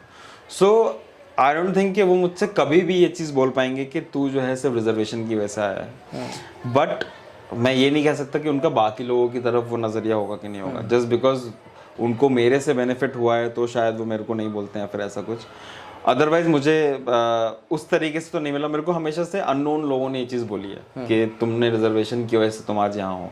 अदरवाइज जो लोग मेरे को जानते हैं, जिन लोगों ने मेरे साथ पढ़ाई की है, they can never say this, because मैं अपने कॉलेज लाइफ में I was a very hard working student, और वो मेरे प्रोफेसर्स भी जानते हैं इस चीज़ को, इसलिए वो टच में भी रहते हैं मुझसे, और वो मेरे क्लासमेट्स भी जानते हैं, इसलिए वो कहीं ना कहीं वो भी टच में रहने की कोशिश करते हैं। तो मैंने इन लोगों बहुत सारे लोगों की हेल्प की है। इवन दो एटलीस्ट NID के बच्चे मेरे को जानते हैं और मेरे को एक्नॉलेज करते हैं, बट मैं ये हेल्प बहुत पहले से करता आ रहा हूँ। जब मैं 10th में था तब भी मैंने कुछ बच्चों को पढ़ाया था जो मेरी ही क्लास में थे, जिसकी वजह से उनकी सप्लीमेंट्री नहीं आई, बस वो पास हो गए। बट मुझे ये भी रियलाइज़ हुआ कि उसकी वजह से मेरे भी नंबर थोड़े कम हो गए, क्योंकि मैं जिन चीज़ों को पॉलिश कर सकता था उनको पॉलिश करने की जगह इन लोगों को पढ़ा रहा था, इन गधों को पढ़ा रहा था। और उसके बाद जब मैं निकल आया, जब मैं निफ्ट में और ये सारी चीज़ें, जब मैं NID में पढ़ रहा था और आई थिंक ग्रेजुएशन मेरा हो गया था, और NTCA और ये सारी प्रोटेस्ट वगैरह चल रहे थे, और तब मैंने कुछ JNU का कुछ वो किया था। तो ये वही बच्चे हैं जिनको मैंने पढ़ाया, जिनकी सप्लीमेंट्री आती वरना, या फिर शायद पास भी नहीं हो पाते, जो बोल रहे हैं कि ये तो कोई भी चला जाता है, ये तो रिजर्वेशन की वजह से जो है तुम लोग जो है वो वहाँ पे जाके करते हो। मैंने, भाई तू 10वीं पास नहीं हो रही थी, तू मुझे रिजर्वेशन बता रहा है? तो तुझे पढ़ाने के लिए, एक चमार को पढ़ाने के लिए तेरे रात रात में घर में एक चमार तेरे को पढ़ाता था, तब भी तेरे को इतना समझ में नहीं आ रहा है कि रिजर्वेशन की वजह से सारी चीजें नहीं होती, कि तुम कुछ नहीं बोल सकते हो JNU वगैरह के बारे में, क्योंकि तुम तो रिजर्वेशन वाले हो, तुम तो कहीं पे भी जा पाते हो, तो तुम्हारा कोई वो नहीं है, स्कॉलरली वो नहीं है। मैंने, भाई तुम कौन हो? तुम अपने अब्बा की दुकान चला रहे हो आज तक, तो तुम्हारी क्या ग्रोथ है क्या नहीं है मुझे नहीं पता वो सारी चीज़ें। एंड देन मैंने तब ये डिसाइड किया कि इन लोगों को हटा देना चाहिए। मतलब जो मैंने किया वो मैंने किया, और शायद उससे मेरे चीज़ों को समझाने के स्किल्स बेटर हुए। जो मैं क्लास लेता हूँ NID में या कहीं पर जाके, तो मैं शायद थोड़ा वो, तो मैं इसको एज अ पॉजिटिव वो लेके चलता हूँ कि मेरी प्रैक्टिस हो गई लोगों को समझा पाने की, सिंप्लीफाई कर पाने की कॉन्सेप्ट्स को। तो वो रहा। ये लोग थोड़े वो थे जिन्होंने एहसान फरामोश थे। NID वाले थोड़े बच्चे वो हैं जो थोड़ा मानते हैं कि हाँ इसने वो किया है। एंड देन ऑल्सो NID में मेरे को क्योंकि एक्सचेंज पे जाने को मिला, एक्सचेंज में तो कोई रिजर्वेशन नहीं होता है, वो तो आपकी क्लास परफॉर्मेंस के ऊपर होता है, तो वो कहीं अच्छा, इस वजह से भी है कि NID में काफ़ी लिबरल लोग हैं, उस वजह से भी ये लिबरल नहीं है। अब वहाँ का जो कॉन्सेप्ट है, वहाँ का जो डिस्क्रिमिनेशन है बहुत अलग तरीके का। सो वहाँ पे आपको डिस्क्रिमिनेशन बहुत कल्चरली करते हैं, सेमियोटिक्स पे करते हैं, सिंबॉलिकली करते हैं। सो NID में सारे त्योहार सेलिब्रेट होते हैं, हिंदू धर्म के सारे अलग अलग त्योहार सेलिब्रेट होते हैं, बट आपका कोई त्योहार सेलिब्रेट नहीं होता। जब आपका कोई त्योहार सेलिब्रेट नहीं होता, जब आपको एस्थेटिक्स पढ़ाए जाते हैं, तो आप सिर्फ रस और भावा पढ़ते हैं, आप सिर्फ कृष्ण के कॉन्सेप्ट में एस्थेटिक्स को पढ़ते हैं, तब आपको आपकी कम्युनिटी का कोई एस्थेटिक्स नहीं दिखता। तब आप इन दी एंड 2.5 साल के कोर्स के बाद आप टूट चुके होते हैं अपनी कम्युनिटी के कल्चरल और सोशल लिंक्स के साथ, क्योंकि आपको भरा जा रहा है कि सिर्फ एक कम्युनिटी है जिसने आर्ट प्रोड्यूस किया और आप उसको कॉपी करने की कोशिश करते हो, कहीं ना कहीं वो एस्थेटिक मतलब अपने उसमें लाने की कोशिश करते हो। इसलिए अपने बहुत सारे बच्चे ऐसे हैं जो मैथोलॉजिकल चीज़ों पे भी काम करते हैं, इन सब चीज़ों के ऊपर भी काम करते हैं अपने फाइनल प्रोजेक्ट्स में, मतलब एटलीस्ट मेरे टाइम तक करते थे। और वो भी सिर्फ इसलिए क्योंकि वो एसिमुलेट होना चाहते हैं। अब क्योंकि वो उनका कल्चर नहीं है, क्योंकि वो उनकी स्टोरी नहीं है, तो वो कहीं ना कहीं लैक आपको दिखता है उसमें। बिल्कुल। मुझे ऐसा लगता है कि अगर वो अपने उसमें काम करते, आज के टाइम पे वो NID में थोड़ी सी चेंज हो रही है, क्योंकि अभी हम लोग वहाँ पे फैकल्टी की तरह जाते हैं। तो वहाँ पे जैसे एक स्नेहा मुंदारी है, ट्राइबल लड़की है, वो फैकल्टी है। सो वहाँ पे अपने बच्चे हैं जो मतलब अपने लोग हैं जो फैकल्टीज के उसमें हैं। सो वहाँ पे उन बच्चों को अपनी स्टोरी लाने में वो डर, वो झिझक नहीं होता जो हमें होती थी, क्योंकि हमारे पास कोई नहीं था टू फॉल बैक। बिल्कुल। सो वो उस टाइम पे मुझे इस तरीके से लगा कि वो कल्चरली सेमियोटिकली आपको किल करते हैं, आपकी थॉट प्रोसेस को किल करते हैं। इसीलिए जब तबेला लगता है, मतलब मैं जो प्लेसमेंट होती है उसको तबेला बोलता हूँ, कि वहाँ हॉर्स ट्रेडिंग होती है, ह्यूमन ट्रेडिंग करते हैं वो लोग, और वो जो तबेला लगता है उसमें हमारे बच्चे are not able to perform, क्योंकि वो अपने और डिज़ाइन कहीं ना कहीं एक बहुत ही इंडिविजुअल ड्रिवन कोर्स है। आप अगर इंस्पायर्ड नहीं है खुद से या कुछ किसी स्टोरी से, आप उसको उतना अच्छा नहीं प्रोड्यूस कर पाओगे। अगर आपके पास पैसा है तो शायद आप उसमें प्रोडक्शन वैसा कर पाओ कि उसको वैसा प्रोड्यूस कर पाओ। अगर आपके पास पैसा भी नहीं है तो उसको, उस स्टोरी को वैसे के वैसा लेके आने में मतलब नहीं हो पाता है वो, और वो हमारे बच्चे फेस करते हैं। इवन दो मैंने अपने वर्कशॉप्स में रात के 2:30-3 बजे से बहुजन बच्चे होते थे जो बटन बना रहा है, कोई कुछ बना रहा है, क्योंकि उन्होंने लेथ नहीं देखी है, बट उन्होंने वुड पे काम किया है। बट इनको वहाँ जॉब नहीं मिलेगी जहाँ पे वो बच्चे जो सो रहे हैं अभी, वो उनको मिलेगी, क्योंकि उनकी प्रेजेंटेशन स्किल है, वो ऐसी शर्ट पहन के जाएंगे, कम्युनिकेशन है, वो आईपैड लेके जाएंगे, वहाँ पे आईपैड में अपना पोर्टफोलियो दिखाएंगे। इनका लैपटॉप भी सही से वो नहीं है, साफ भी नहीं है, क्योंकि वो इतना पुराना हो चुका है कि उसमें जो मैल लगा हुआ है वो मैल साफ नहीं हो सकता कॉलिन से। और इवन जो शर्ट, जैसे लोग मेरे को बोलते हैं कि गंदी शर्ट क्यों पहन के आ गया, वो गंदी शर्ट का भी ड्यूरेशन टाइम के साथ भी होता है। अगर आप एक सफ़ेद शर्ट चाहे आप रोज़ भी धुलते हो, और अगर वो 4 साल पुरानी है तो उसमें मैल दिखेगा आपको। सो वो गंदगी और ये सारी जो चीज़ें होती हैं, ये कहीं ना कहीं वहाँ पे जाके पोर्ट्रे होती हैं। फिर आपका लैंग्वेज, आपका डिक्शन, आप किस तरीके से किस वर्ड को यूज़ करो, जागरन्स, क्योंकि डिज़ाइन रन्स ऑन जागरन्स। और ये लोग फिर इनको मिलती है माइक्रोसॉफ्ट, गूगल, इन सब में जॉब्स। बाकी के जो बच्चे हैं उनको नहीं मिल पाती, उनको सेकेंड उतने अच्छे डिज़ाइन हाउसेस में नहीं मिल पाती हैं। बट इन दी एंड ये जो बच्चे हैं ये कहीं ना कहीं ज़्यादा काम प्रोड्यूस कर रहे हैं। अभी भी ये ज़्यादा मेहनती हैं, क्योंकि वो जितना छोटा डिज़ाइन स्टूडियो उतना ज़्यादा काम है। आप एप्पल में हो, आप गूगल में हो, माइक्रोसॉफ्ट में हो, आप उतना काम नहीं करते। मैं जितने अंडरपेड लेबर, हाँ, जो ये अंडरपेड लेबर जो छोटे डिज़ाइन हाउसेस के लिए काम कर रहे हैं, they are doing much more work. और प्रोड्यूसिंग ऑल्सो, मतलब आई नो डिज़ाइनर जिन्होंने प्रॉपर प्रोडक्ट्स डिज़ाइन किए हैं, प्रोड्यूस किए हैं, बट उनका कोई नाम नहीं होता, उनको कोई रेड डॉट अवार्ड नहीं मिलता, ये सारी चीज़ें नहीं होती। तो ये अलग तरीके का वो है, क्योंकि आप कल्चरल कैपिटल से यहाँ पे प्रोड्यूस करते हो इंटेलेक्ट जो है डिज़ाइन में, आर्ट में। तो क्योंकि आप कल्चर से प्रोड्यूस करते हो और आपको आपके कल्चर से ही ऑर्फन कर देते हैं, तो आपका प्रोग्रेस होना बहुत मुश्किल होता है। तो वो आपसे ये नहीं बोलेंगे कि तू चमार है, लेकिन वो आपसे ही बोलेंगे कि तेरा जो खाने का तरीका है वो सही नहीं है, वो आपसे बोलेंगे कि तेरा क्राफ्ट सही नहीं है। NID के अंदर मजबूर करते हैं कि आप उनकी तरह बनो। हाँ, मतलब आप कैसे कह सकते हो एक 2.5 साल का जो लड़का है या जो लड़की है, वो जो 25 साल से जो जूता सिल रहा है उसको बता पाए कि तो तुझे क्या करना चाहिए, क्या नहीं करना चाहिए। सो वो जो ऑडेसिटी है ये बोल पाने की कि हम डिज़ाइनर हैं तो हम एक ऊपर के लेवल पे हैं, मुझे नहीं लगता कि वो उसके अंदर है। मतलब वो मोची या फिर वो जूते बनाने वाले ने तुमसे ज़्यादा बेहतर डिज़ाइन बनाया जस्ट बिकॉज तुम्हारे पास प्लेटफॉर्म है उसको इंस्टाग्राम पोस्ट बनाने का और उसको वेबसाइट बनाने का, 1.5 लाख रुपए वेबसाइट में लगाने का, इस सब चीज़ों का, तो तुम कर पा रहे हो। Otherwise I know a lot of shoe maker जो तुमसे कई गुना ज़्यादा अच्छा काम करते हैं, जिन्होंने कोई ऐसा पैसा नहीं लगाया है, कर करके 10-10 साल किसी के अप्रेंटिस रहे हैं, सालों साल तक उससे सीख के वो बनाते हैं, और वो पैशनेट भी तुमसे ज़्यादा है। और अभी भी कई सारे लोग जो हैं वो उनसे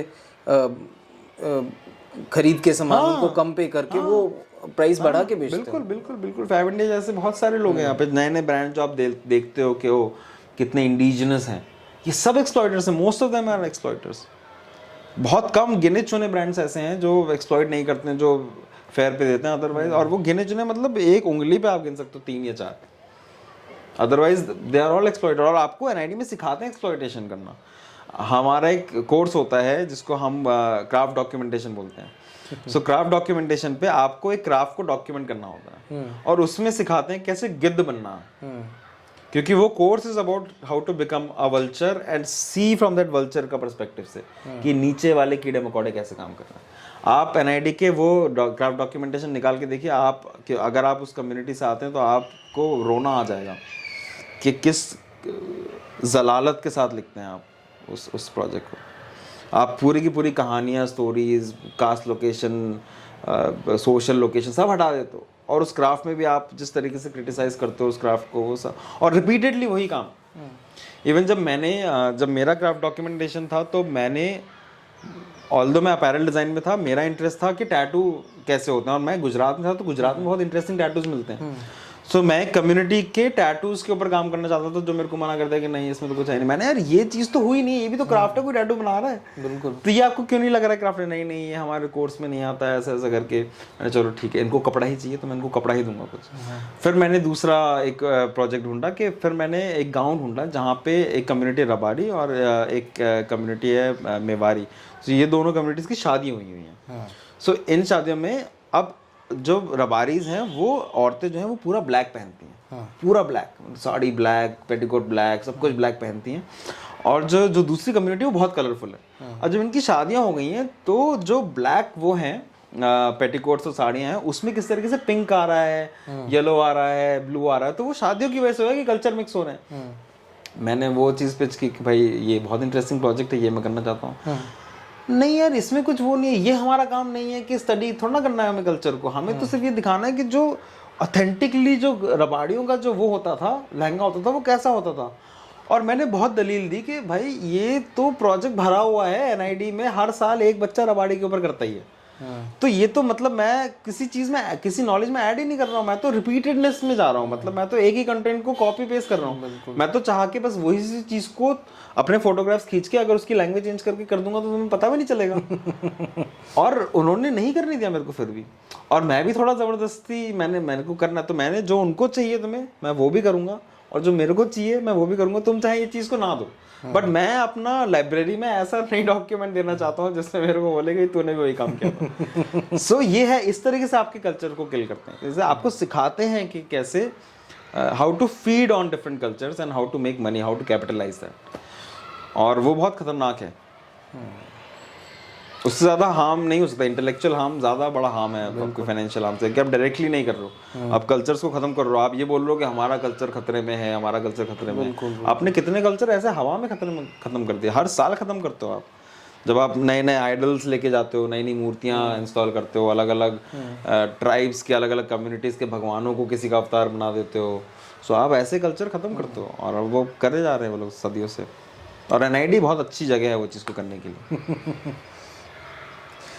अच्छा सिद्धेश, इंस्टाग्राम पे आपका पूरा पोर्टफोलियो है, तो वहाँ इंस्टाग्राम पे कब से आपने वो शोकेस करना शुरू किया कि मेरे पास ये एक अच्छा प्लेटफॉर्म है, मैं यहाँ पर अपनी जो मुझे करना है, जो मैं किसी और के लिए नहीं कर सकता, जो मैं खुद के लिए करना चाहता हूँ वो मैं यहाँ डालूँगा, ये कब आपने सोचा ऐसा? सो इंस्टाग्राम पे मैंने शुरू तो जो किया था वो किया था to give commentary on what was happening in the country. So मैंने जब शुरू किया था, जब ये एनआरसी और सीए प्रोटेस्ट चल रहे थे, उस टाइम पे मैंने शुरू किया था ज़्यादा तरीके से इसको वो करना, पॉलिटिकली किसी चीज़ को करना। उससे पहले मैं फूल पत्ते बनाता था, अलग अलग चीज़ें बनाता था, बट उस टाइम पे मैं थोड़ा पॉलिटिकल हो गया, और मैंने अपने इंस्टाग्राम अकाउंट को एक एसेट की तरह देखना शुरू किया, एक प्लेटफॉर्म की तरह देखना शुरू किया, not just a place where I am expressing. So जो मेरा अभी का जो इंस्टाग्राम है वो एक प्रोजेक्ट है मेरा, जिसको मैं मानता हूँ bakery Prasad is one of my projects. और उसमें मैंने एंटी कास्ट उसको डॉक्यूमेंट करने की कोशिश की है।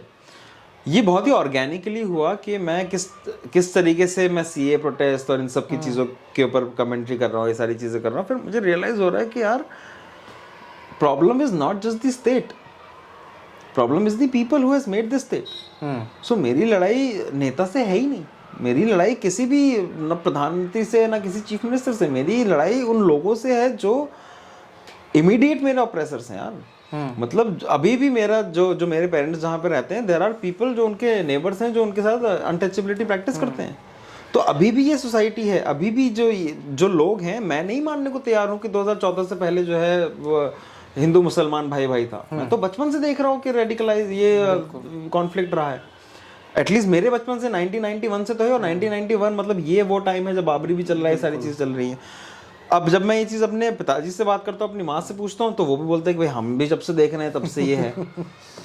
तो अगर उससे ऊपर जाओ दादा दादी से, हम भाई पार्टीशंस के पहले से देख रहे हैं कि ये सारी चीज़ें हैं। तो ऐसा नहीं है कि ये अभी है। और ये पोलराइजेशन जो है, जो ये डुअल उसमें जो है, उसमें हंसते हैं फिर भी, क्योंकि हमारे बारे में कोई बात ही नहीं करता है। बिल्कुल। अब इन दी एंड आप मेन स्ट्रीम में सिर्फ हिंदू मुसलमान कर रहे हो। अब हमारी कोई कॉन्सेप्ट, हमारा कोई थॉट नहीं रहेगा। मुसलमानों में भी कौन सा मुसलमान जिसका घर जल रहा है वो तो पसमंदा है। बिल्कुल। तो आप पसमंदाओं के बारे में तो बात नहीं कर रहे हो। क्यों जो सैयद साहब हैं, जो शेख साहब हैं, वो क्यों नहीं पसमंदाओं के साथ रह रहे? क्यों नहीं कसाई के बगल में घर है उसका? क्यों वो छोटी मस्जिद में जाता है? क्यों दूसरे जो खान जो हैं वो बड़ी मस्जिद में जाते हैं? उनकी मस्जिद भी अलग है। ऑल्दो वो उन्होंने, अल्लाह तो सबके लिए एक है, बट वो मस्जिद उन्होंने सोशली डिवाइड कर रखी है। ऐसा नहीं है कि कोई आपको मना कर रहा है कि तो इस मस्जिद में नहीं जा सकता है, बट वो रूल बना हुआ है, एक सोसाइटल रूल है कि हमें कौन सी मस्जिद में जाना है, कौन सी में नहीं जाना है। सेम गुरुद्वारों के साथ है, सेम चर्चेस के साथ है, सेम मंदिरों के साथ है। सो कहीं ना कहीं मुझे धीरे धीरे उसमें लगने लगा कि यार ऑल्दो मैं रिकग्नाइज जरूर हो रहा हूँ इस चीज में। मैं शायद आज मेरा जो ये अकाउंट है इससे ज्यादा बड़ा अकाउंट होता अगर मैं उसी पोलराइज पॉलिटिक्स के अराउंड काम कर रहा होता। बट मुझे कहीं ना कहीं याद आया, समझ में आया कि यार अगर मैं भी अपने कम्युनिटी को दगा दे दूंगा इसमें तो फिर क्या होगा, तो फिर क्या फायदा होगा? मैं भी तो उसी लिबरल जनता में एसिमिलेट हो गया। मैं तो मानता हूँ कि भाई doctor Ambedkar is the leftest of the left and left can not be defined by communism. ये आपकी छोटी सोच है या लिमिटेड सोच है जो आपको इस चीज में बिलीव करने पे मजबूर कर देती है कि left is only communism. Left is anything progressive and in India communism is not progressive. Indian communism has never been progressive since 1926 it has not been progressive. आज भी जनेधारी कम्युनिज्म चलता है यहाँ पे। ऊपर से कार्ल मार्क्स रो रहे होंगे अगर ऊपर है तो कहीं कि क्या किस तरह का कम्युनिज्म चला रहे हो तुम।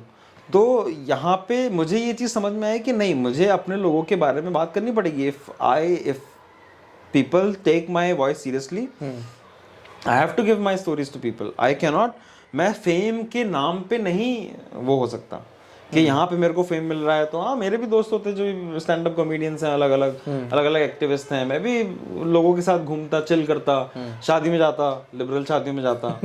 बट मैं क्यों नहीं जा रहा हूँ उन सब चीज़ों में? क्योंकि मुझे उससे अपने आप का नाता तोड़ना पड़ा, क्योंकि मेरी आवाज़ दबाने का तरीका है ये डुअल पॉलिटिक्स कि पोलराइज हिंदू मुस्लिम करके दलित इशू को खत्म कर दो, उस दलित इशू को, आदिवासी इशू को साइड कर दो।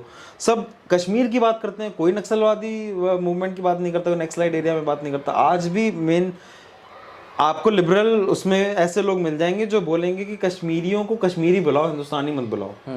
बट आपको उनके पास वो पूरा हार्ट होगा, हार्ट एंड सोल के साथ वो करेंगे। मगर नक्सलवादी जो है उनके लिए आतंकवादी ही है।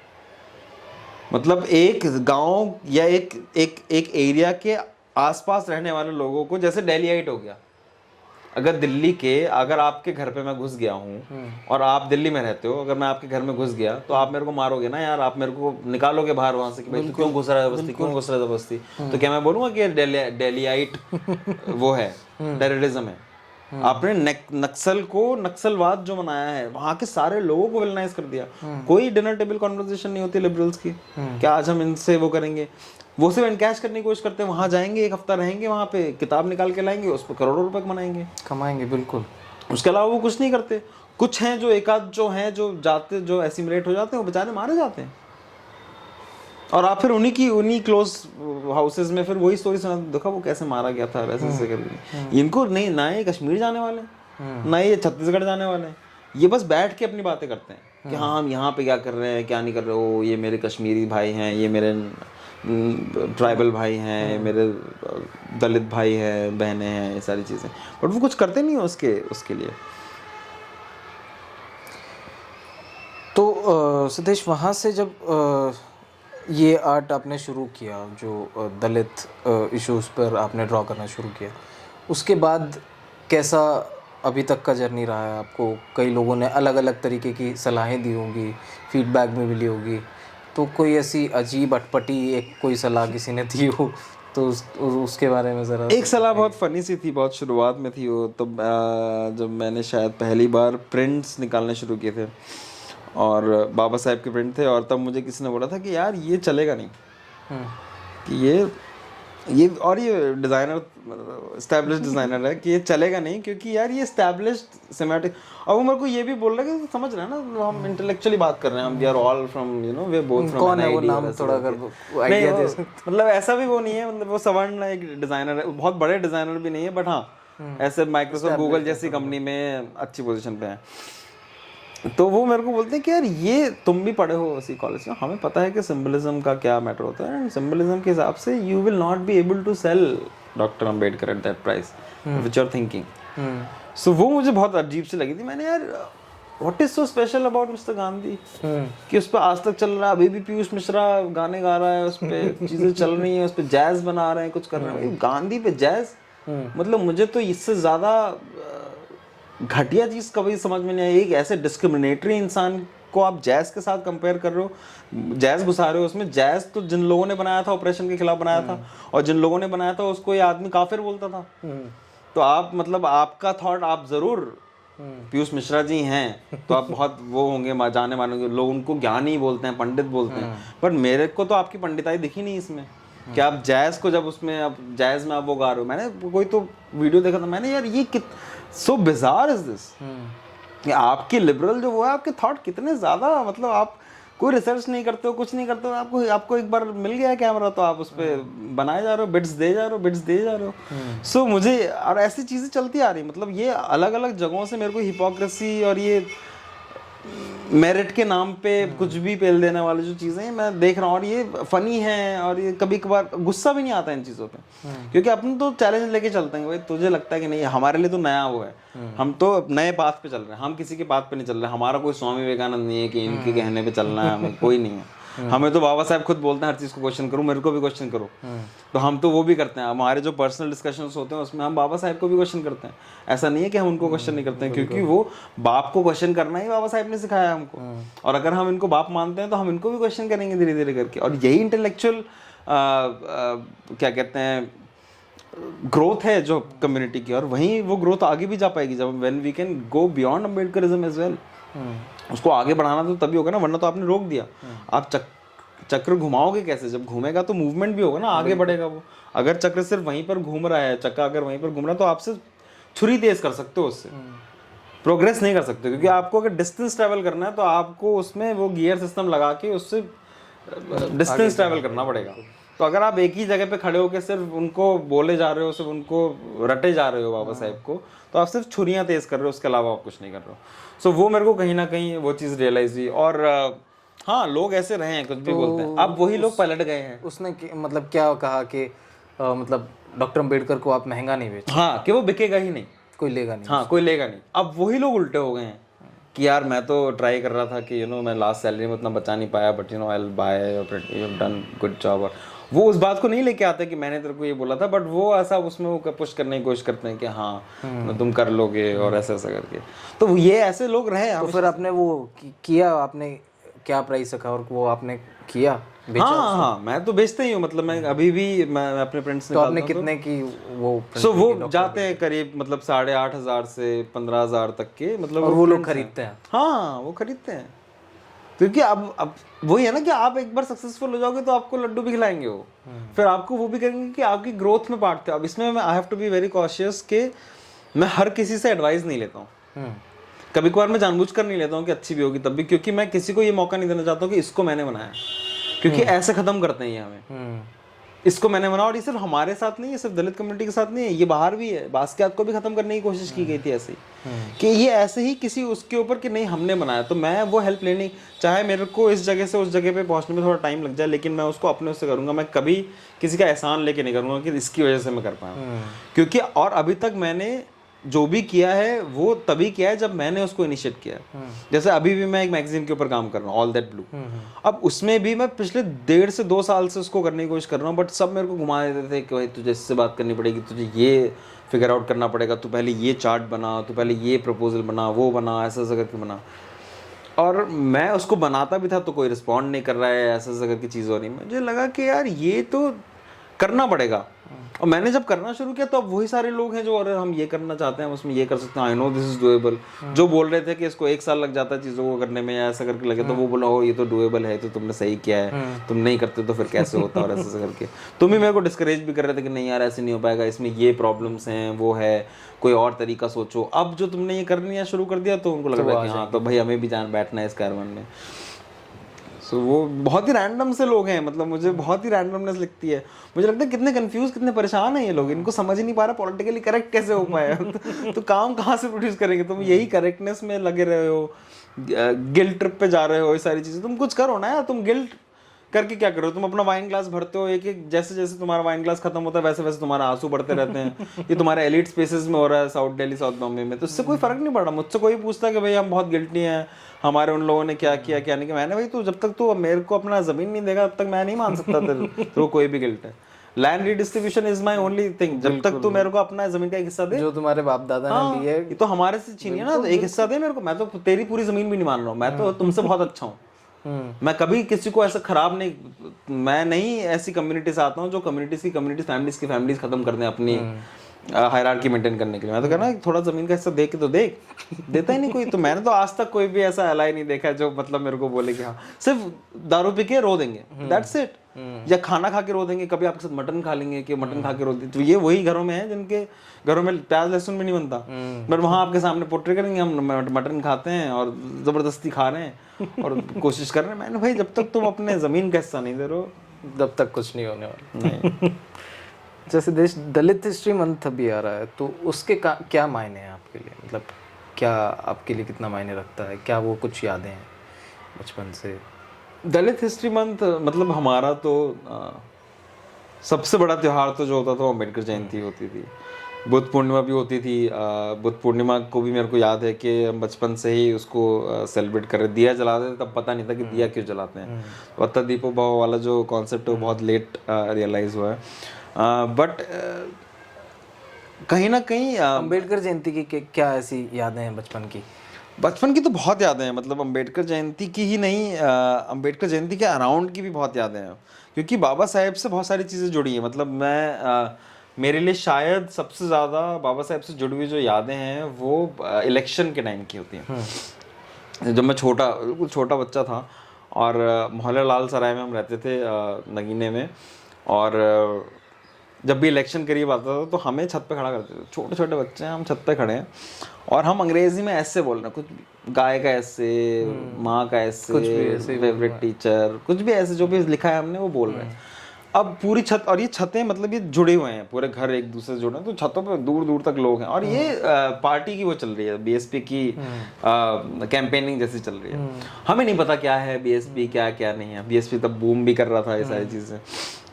हम वहाँ जाते थे और हम वहाँ पे ऐसे देते थे, और वहाँ पे जो हमारे परिवार वाले थे वो बोलते थे कि तुम अपने बच्चों को पढ़ाओ ताकि वो भी ऐसे अंग्रेजी बोल पाए। और वो लोग बहुत खुश होते थे देख के। उनको नहीं पता है कि कॉन्टेक्स्ट क्या है, क्या बोला जा रहा है। हाँ, माय फेवरेट। सो वो आइकॉनोग्राफी भी रही है। तो वो कभी कभार मेरे दिमाग में ऐसी मेमोरीज है कि जो मेरे को पता ही नहीं कि वो अम्बेडकर जयंती थी या वो किसी इलेक्शन कैंपेन का वो था, बट हमेशा मैंने ऐसा ही कुछ किया है कि मैं कुछ अंग्रेजी में कुछ बोल रहा हूँ या लोगों को। और हम बचपन से ही बच्चों को पढ़ाने के लिए वो मतलब हमारी फैमिली भी वो करती थी कि तुम जाओ, गांव में लेके जाते थे। इवन जब मैं स्कूल में पढ़ता था तो मेरा भी इन चीज़ों में ज़्यादा इंटरेस्ट भी था। तो मेरे एक टीचर थे, नवीन सर नाम था, उनको डेथ हो गई, उनकी एक्सीडेंट हो गया था उनका, बहुत यंग थे वो। और वो SUPW के टीचर थे। SUPW कोई नहीं पसंद करता था मेरी क्लास में। सब बोलते थे कि यार ये क्या फर्जी सब्जेक्ट है, इसमें तो बस मज़े करने होते हैं, गेम्स पीरियड दे दो इसमें ऐसे करके। बट नवीन सर हमको लेके जाते थे कि तू मतलब, और वो सबको नहीं वो करते थे, कुछ लोगों को लेके जाते थे आजू बाजू के गाँव में कि, और उसमें हम मेरे साथ भी एक बार हुआ है, आई थिंक मैं 6th में था। तो वहाँ के गांव वाले हमारे पर एग्रेसिव हो गए थे कि तुम हमें क्रिश्चियन बनाने के लिए आए हो, क्योंकि हम मिशनरी स्कूल में पढ़ते थे, कि तुम हमें क्रिश्चियन बनाने के लिए आए हो। और जबकि हमारा एजेंडा सिर्फ क्लियर था कि आप अपने बच्चों को स्कूल में भेजो, और वो स्कूल सबसे पास है। एंड इन मिशनरी स्कूल में रिजर्व सीट होती थी उस टाइम पे, इकोनॉमिकली नॉट सो वेल बच्चों के लिए। तो मुझे याद है मेरी क्लास में फ़हीम पढ़ता था, और फ़हीम की मम्मी जो थी वो कॉलेज स्कूल में झाड़ू लगाती थी, उसी स्कूल में। और फ़हीम ही मेरा दोस्त था उस टाइम पे, क्योंकि और बाकी के दोस्त, और ये मिशनरी स्कूल, हाँ ये मिशनरी स्कूल, बिशप कॉनरेड नाम था इसका। फ़हीम की किसी से दोस्ती नहीं हो रही है, मेरी भी किसी से दोस्ती नहीं हो रही है, तो हाँ यार हम ही दोस्त बन जाते हैं। तो फ़हीम के मुसलमान दोस्त भी नहीं थे, उस स्कूल में बहुत मुस्लिम बच्चे पढ़ते थे, बट उसके मुसलमान दोस्त भी नहीं थे, क्योंकि वो झाड़ू लगाने वाली का बेटा था। उसी स्कूल में झाड़ू लगाती थी उसकी माँ। तो सिर्फ, तो अब हमें भी ऐसा लगा कि यार हम ही शायद एक दूसरे से को समझ सकते हैं, क्योंकि मेरी दादी अभी भी जो है लोगों के घर में बर्तन कटका करने के लिए जाती है। तो मेरे को वो कनेक्शन थोड़ा सा फील हुआ कि हाँ कि इससे मेरी दोस्ती हो सकती है, ये सारी चीज़। तो ये कास्टिज्म, एलिटिज्म, ये तो सारी कम्युनिटीज में मिलके है, तो ये सब में है। मैंने वो छोटे 6th में, मेरे को याद है 6th में एक सरदार बच्चा था यार, मतलब आप सोचो सिक्खी इतना ब्यूटीफुल कॉन्सेप्ट है, मतलब मॉडर्न टाइम्स में अगर या मिडिल एजेस में एंटी ब्राह्मणिकल सबसे बड़ा जो टूल रहा है वो वही रहा है। इवन दो मतलब I have huge respect for Kabirdas and संत क्या कहते हैं, रविदास, बट सिखिज्म ने उसको जिस बड़े लेवल पे प्ले किया है, एंटी ब्राह्मणिकल जो कॉन्सेप्ट आइडियोलॉजी को जितने बड़े लेवल पे किया है, वो ये लोगों से भी, because they were more poetic, more romantic sort of people. And Sikhism में वो भी रही, कंटिन्यूटी भी रही कि सिर्फ गुरु नानक से खत्म नहीं हो गया, उसके आगे भी आते रहे। कबीर में वो कंटिन्यूटी नहीं रही, रविदास में वो कंटिन्यूटी नहीं रही। तो उसमें अब मेरे लिए बहुत ज़्यादा उसका वो लगता, हमें लगता था, हमें बचपन से सिखाया गया था कि भाई गुरुद्वारा सबको एक्सेप्ट करता है। पर हम 6ठी में थे या 5वीं में थे, तब एक लड़का था, वो उसकी बर्थडे पार्टी थी, उसमें हम गए थे, तो वो एक लड़की के बारे में कमेंट कर रहा है कि इसका सरनेम बी है। लड़की का सरनेम सिर्फ बी था, कि ये तो कोई सरनेम नहीं होता, ये जरूर जो है ये तो चमार या भंगी होगी, ऐसे सीधे उसने, मतलब 5वीं-6ठी क्लास का बच्चा ही बोल रहा है। सो आप स्कूल से ही वो कहीं, इवन दो आप मिशनरी स्कूल में पढ़ रहे हो, बट आपका कहीं ना कहीं वो लिमिटेड हो जाते हो आप। और अभी वो ये जो कास्ट वाला और ये जो ब्राह्मणवाद जो है वो सिखिज्म में भी इतना घुस गया है बहुत ज्यादा, वो जट प्राइड में कन्वर्ट हो गया है और सारी चीज हो गई है। मतलब गुरु नानक तो रो रहे होंगे अभी कहीं से भी कि यार ये मैंने क्या बना के दिया था, इनको क्या हो गया है। बंदा सिंह बहादुर रो रहा होगा कि क्या, मर्दाना रो रहा होगा कि क्या हो गया है, हमने क्या बनाया था। और वो कहीं ना कहीं है, और बहुत वियर्ड है ये। It's not good for the, it's not healthy for the Indian society also. और क्योंकि हम इतनी बड़ी सोसाइटी हैं, अब हम दुनिया के सबसे बड़े पॉपुलेशन है, so it is very bad for the global world as well. क्योंकि अभी हम जितना ग्लोबलाइजेशन है, जिस तरीके से ट्रेड चल रहा है, जिस तरीके से इंटरनेट है, हम अपनी गलत चीज़ें पूरी दुनिया को सिखा रहे हैं। इसीलिए तो एवा को कास्ट के ऊपर फिल्म बनानी पड़ रही है, क्योंकि हर जगह हमने फैला दिया है। बाबा साहब ने सही बोला था कि ये एक ऐसी बीमारी जो हम जहाँ पे भी जाते हैं लेके जाते हैं, और हम लेके गए हैं। और अभी इतनी इंटरेस्टिंग रिसर्चेस हो रही हैं कि ये इवन जो प्लांटेशन में जब इंडियंस को स्लेव की तरह लेके गए थे, इन्होंने वहां पे भी कास्टिज्म किया, जबकि ये खुद भी स्लेव हैं, तब भी कास्टिज्म कर रहे हैं कि भाई कौन सा स्लेव जो है उस कॉलोनी में हायरार्की में ऊपर रहेगा।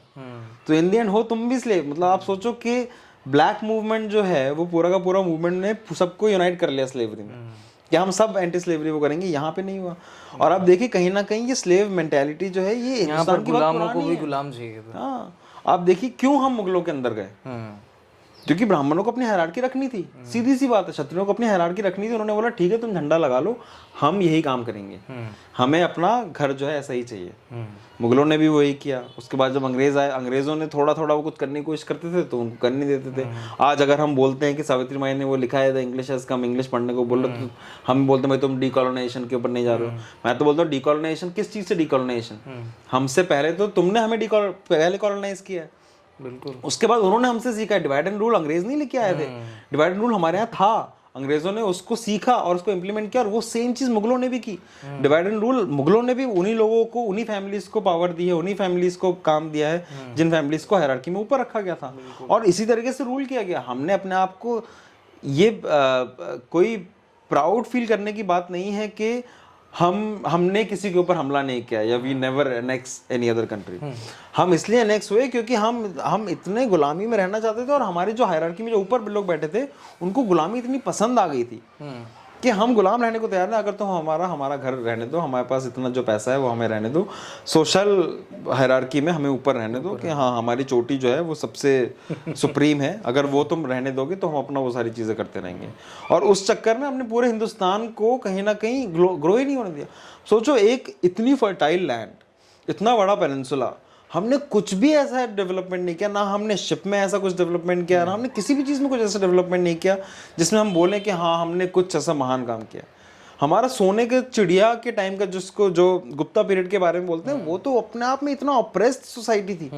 उसके बारे में जो चाइनीज ट्रैवलर्स और जो पर्शियन ट्रैवलर्स ने लिखा, अगर आप वो पढ़ोगे तो आपको लगेगा कि कौन सी सोने की चिड़िया। तो अभी तो यूएसए भी सोने की चिड़िया है, बट ऐसा तो नहीं है कि डिस्क्रिमिनेशन नहीं होता वहाँ पे। दुनिया की सबसे ज़्यादा डिस्क्रिमिनेटरी कंट्रीज में से एक है वो। और आज उसको बोल पाते हैं चीजें, बट क्या आपकी हिम्मत है कि आप सोने की चिड़िया को क्वेश्चन करो? और कौन से एरा को आप सोने की चिड़िया बोलते हो? ये भी है कि आपको डिफाइन करो ना कि कौन से एरा को सोने की चिड़िया बोलते हो। कुछ लोग तो उसमें राम को सोने की चिड़िया बोलते हैं। भाई कौन सा सोना था उस टाइम पे? और आपने इवन आपने किस तरीके से खत्म किया, आपने जो सारे के सारे जो लोकल किंग्स भी थे उसमें भी आपने पुराने वो बना के स्टोरीज बना के उनको खत्म कर दिया। हिरण्यकश्यप हो, महिषासुर हो, आप जलाते हो ऊपर, मतलब पब्लिकली आप जलाते हो। तो ऐसी कम्युनिटीज हैं यहाँ पे। हम तो मानते हैं कि भाई महिषासुर हमारा किंग था, तो हमें बुरा लग रहा है अगर हम तुम्हारा कोई ऐसी चीज जला देते हैं तो तुम धर्म संकट हो जाता है। हमें तो नहीं लगता धर्म संकट है, हम तो अपना फिर भी जो महिषासुर को पहले मानते थे आज भी मानते हैं। हम तो बोलते हैं कि रावण ज्यादा, वो तुमने रावण को ही ब्राह्मण बना दिया क्योंकि वो इतना ज्यादा ज्ञानी हो गया। कैसे हो सकता है एक इतना ज्ञानी तो एक ब्राह्मण ही हो सकता? तो ब्राह्मण ही हो सकता। सेम इन्होंने तुकाराम के साथ खेला है, सेम रविदास के साथ खेला है। अब मैं भी अगर करके कुछ ज्यादा बड़ा हो जाता हूँ तो बोलेंगे ये तो भाई पिछले जन्म में ब्राह्मण था। सूरज इंगड़े भी ब्राह्मण हो सकता है, अनंत तेलतुंबड़े भी ब्राह्मण हो सकते हैं। बाबा साहब अम्बेडकर को तो बोलने लग गए हैं कि वो सबसे बड़े हिंदू थे। शशि थरूर ने बोला है कि सबसे बड़े हिंदू थे वो। तो ये इसी तरीके से एसिमिलेट करने की कोशिश करते हैं कि हमें ब्राह्मण, हमें नहीं बनना भाई। हम क्यों नीचे क्यों गिरा रहे हो हमें? हम अच्छे खासे ऊपर प्रोग्रेसिव हैं। हम रोटी कपड़ा मकान कमा के खाते हैं, किसी को मांग के नहीं करते हैं। हम अपनी मेहनत से सारी चीजें करते हैं। हमें मत गिराओ ये भिखमंगों में, हमें मत बनाओ ये सब के नहीं हम मंदिरों को चलाने के उसमें नहीं। हम मेहनत करके, हमने टॉयल किया है, हमने जमीन को खोदा है, हमने स्टोन को कार्व किया है, उससे हम जहाँ पे पहुँचे हैं वहाँ पे पहुँचे हैं। हम खैरात की नहीं वो।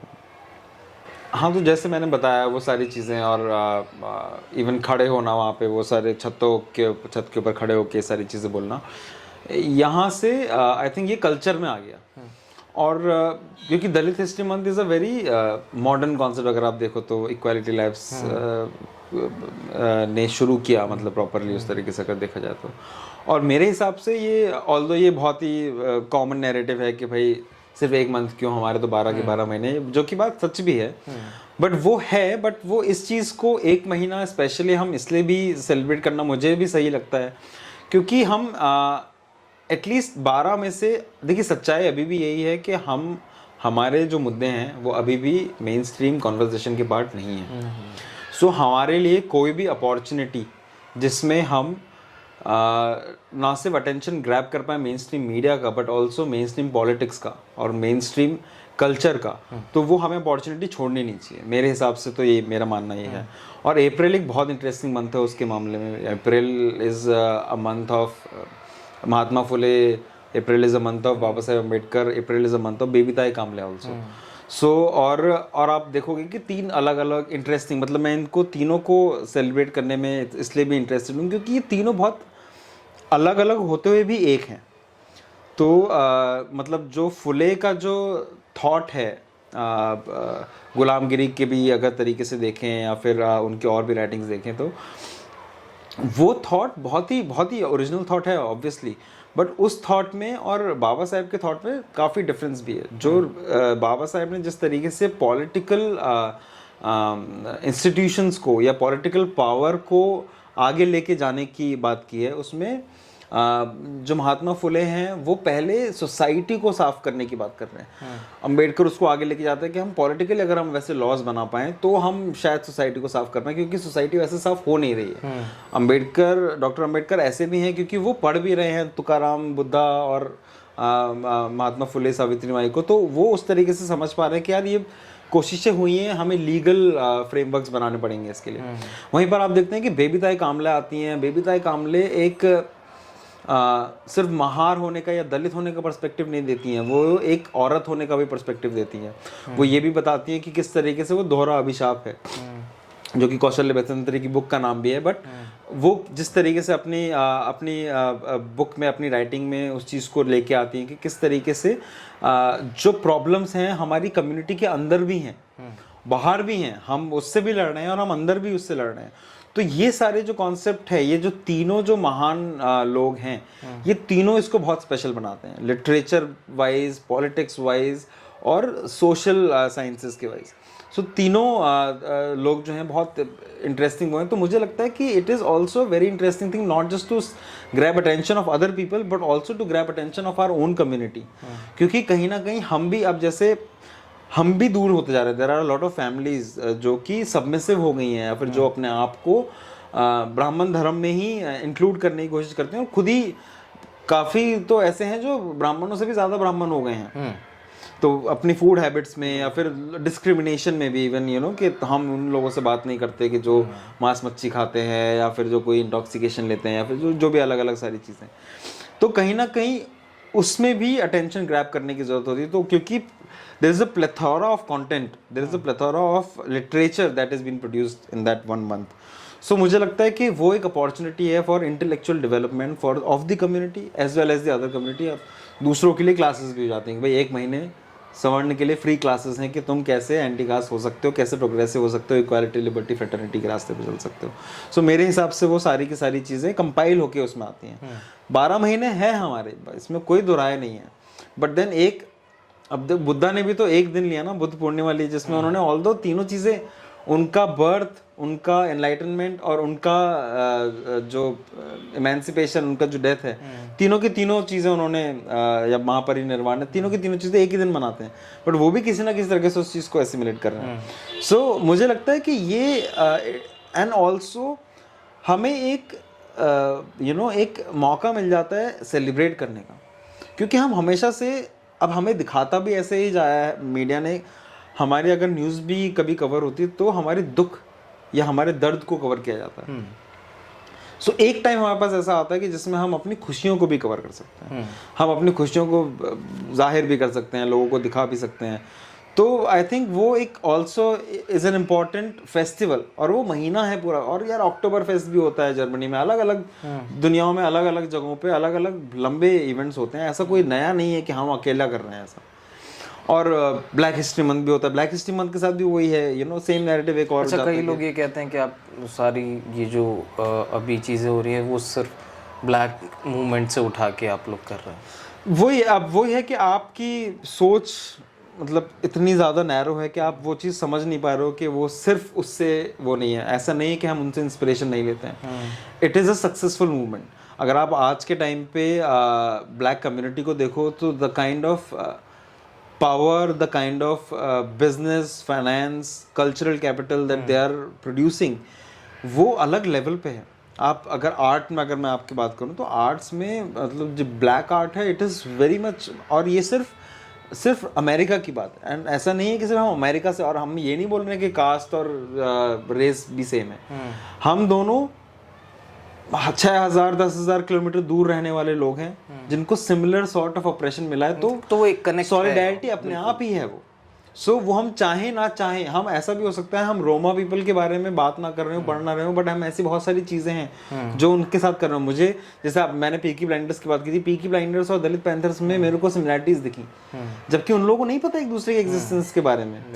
बट वो सिमिलैरिटीज़ हैं। वो क्यों अंडरग्राउंड, अंडरवर्ल्ड में वो उनका हाथ है वहाँ पे, क्यों है? क्योंकि वो उन गलियों में रहते हैं जिनको आपने क्रिमिनलाइज कर दिया है। तो वो सारी की वो स्लैंग का जो कल्चर है, अगर आप देखो तो जो पोएट्री ये दलित पैंथर्स ने प्रोड्यूस की है, इट्स वेरी रॉ।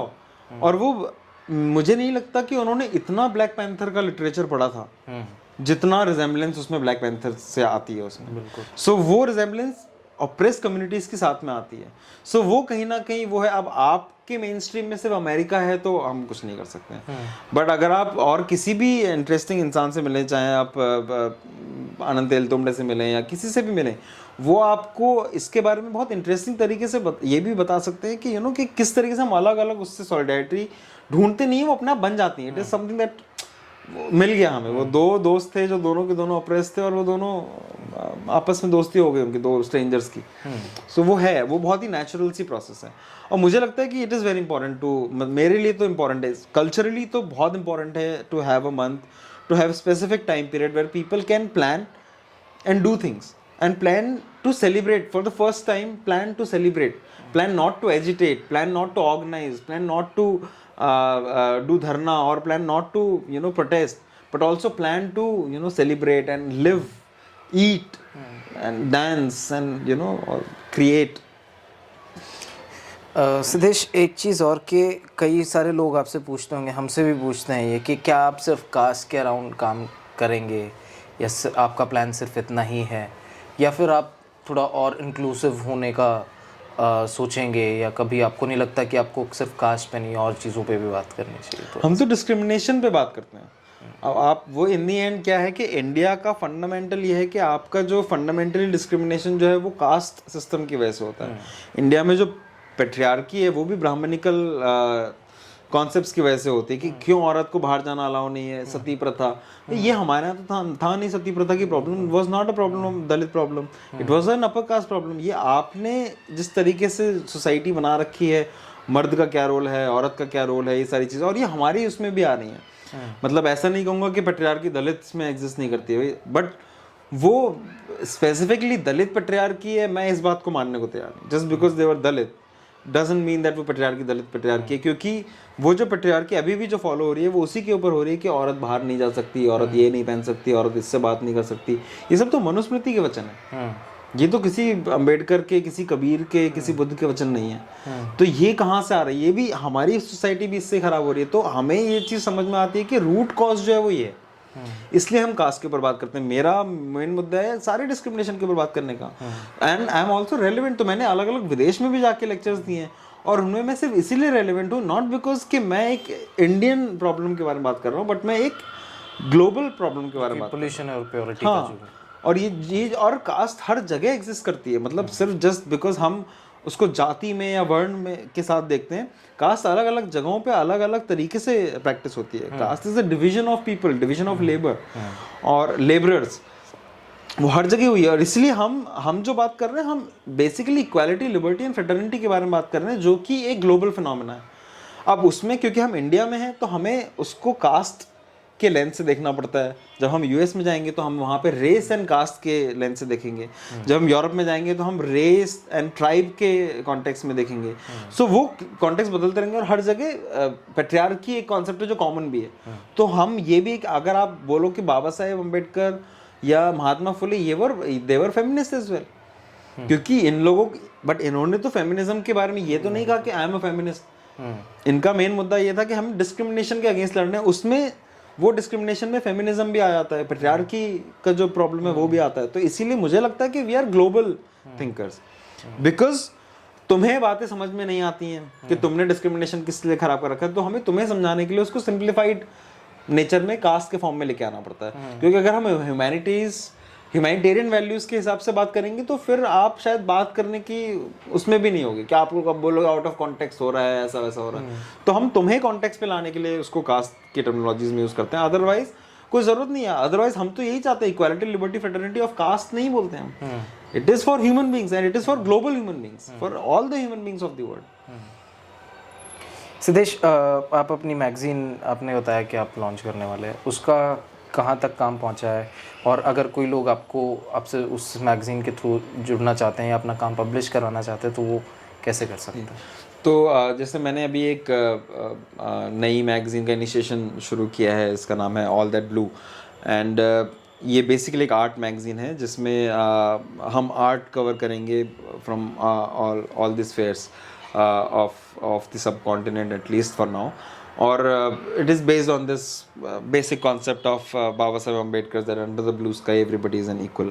So हम उस blue sky के perspective से हमने वो caste और discrimination के lens को हटा के हम एक इक्वालिटी के परस्पेक्टिव से, एक ब्लू स्काई के परस्पेक्टिव से इस मैगज़ीन को लेके आना चाहते हैं, जिसमें हम कवर कर पाएँ different art events, not just the art events of those established galleries, but of the people who are creating art for the people, who have much more bigger viewership than these galleries, क्योंकि galleries में कुछ elite लोग आते हैं, but I know a lot of artists जिनका जो viewership है वो उन galleries से कई गुना ज़्यादा है, जिनका patronage उन galleries से कई गुना ज़्यादा है। So मैं कहीं ना कहीं, और there is this void, there is no, to be honest, as a practicing artist, there is no proper art magazine in India.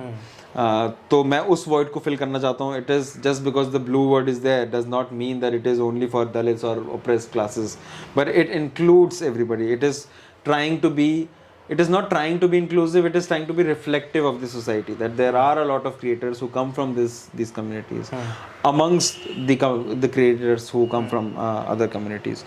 So वो main concept है उसका कि हम एक art magazine बना के लेके आए, हम कोशिश करें to document what all art that is being produced, practiced in the current times. अभी हम जिस फेज में अभी हम सबमिशंस ले रहे हैं, we are trying to find out more and more content from people. Content तो नहीं बोलूँगा, प्रैक्टिसेस या एसेट्स, क्रिएटिव एसेट्स जो लोगों ने बनाए हैं, जो वो हमारे साथ शेयर करना चाहें, पब्लिश करना चाहें, प्रिंट करना चाहें.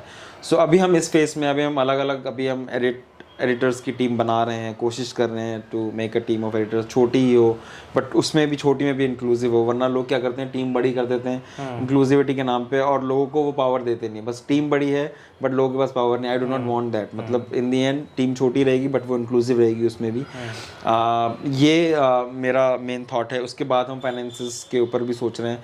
अगर आपको लगता है कि आप हमें सपोर्ट कर सकते हैं किसी भी तरीके से, आपको लगता है कि ये वॉइड को फिल करने में आप भी हेल्प कर सकते हैं, अगर आपको लगता है कि ये इक्वालिटी, लिबर्टी, फ्रेटर्निटी के कैरवान में आप भी शामिल होना चाहते हैं, तो आप भी हमें कंट्रीब्यूट कर सकते हैं, हमें लिख सकते हैं. हमारी ईमेल अभी टेम्प्रेरी ईमेल है allthatbluemag@gmail.com. और बहुत अच्छा काम कर रहे हैं दलित डेस्क भी और द वॉइस भी. और अगर आपको इनका काम अच्छा लगता है, आप चाहते हैं कि ऐसे वीडियोस आएँ और ऐसे काम को और देखना चाहते हैं, ऐसे स्टोरीज और देखना चाहते हैं, तो आप प्लीज़ इनको भी सपोर्ट करें. और हम सब मिलके शायद एक मोर ह्यूमेन एनवायरनमेंट बना पाएँ मीडिया में, आर्ट्स में, ह्यूमैनिटीज़ में और अलग अलग प्रैक्टिसेस में. सो प्लीज़, मतलब प्लीज़ भी नहीं बोलूँगा, आ जाओ हमारे कैरवान पे. Otherwise you will be lost behind and तुम्हारी जनरेशंस पूछेंगे तुमने क्या किया जब ये सारी मूवमेंट हो रहा था, जब सारा प्रोग्रेस हो रहा था, तुम कहाँ थे, तुम क्या कर रहे थे. सो आपको भी अपने बच्चों को, नाती पोतों को जवाब देना होगा. तो वो जवाब देने के लिए आप हमें सपोर्ट करें, हर तरीके से सपोर्ट करने की कोशिश करें, हमारे कैरवान के साथ जुड़ें और to a more progressive society. Thank you so much Siddhesh इस पॉडकास्ट के लिए. और जितने भी लोग ये पॉडकास्ट सुन रहे हैं, ये इंटरव्यू देख रहे हैं, ज़रूर सपोर्ट करिए सिद्धेश की मैगज़ीन को. आप ईमेल आईडी आपको मिल जाएगी, इस वीडियो के डिस्क्रिप्शन में भी मैं डाल दूँगा. तो आप ज़रूर जाके उसमें जितना भी आप कंट्रीब्यूट कर सकते हैं अपनी कैपेसिटी में उतना करिए. और बहुत ही अच्छा इनिशिएटिव है. और इसी के साथ इस पॉडकास्ट का ये एपिसोड यहीं पे ख़त्म होता है और हम आपको मिलेंगे एक अगले एपिसोड में. तब तक के लिए जय Bhim. Thank you so much Siddhesh. Thank you. जय भीम, जय भीम, जय सावित्री, जोहार.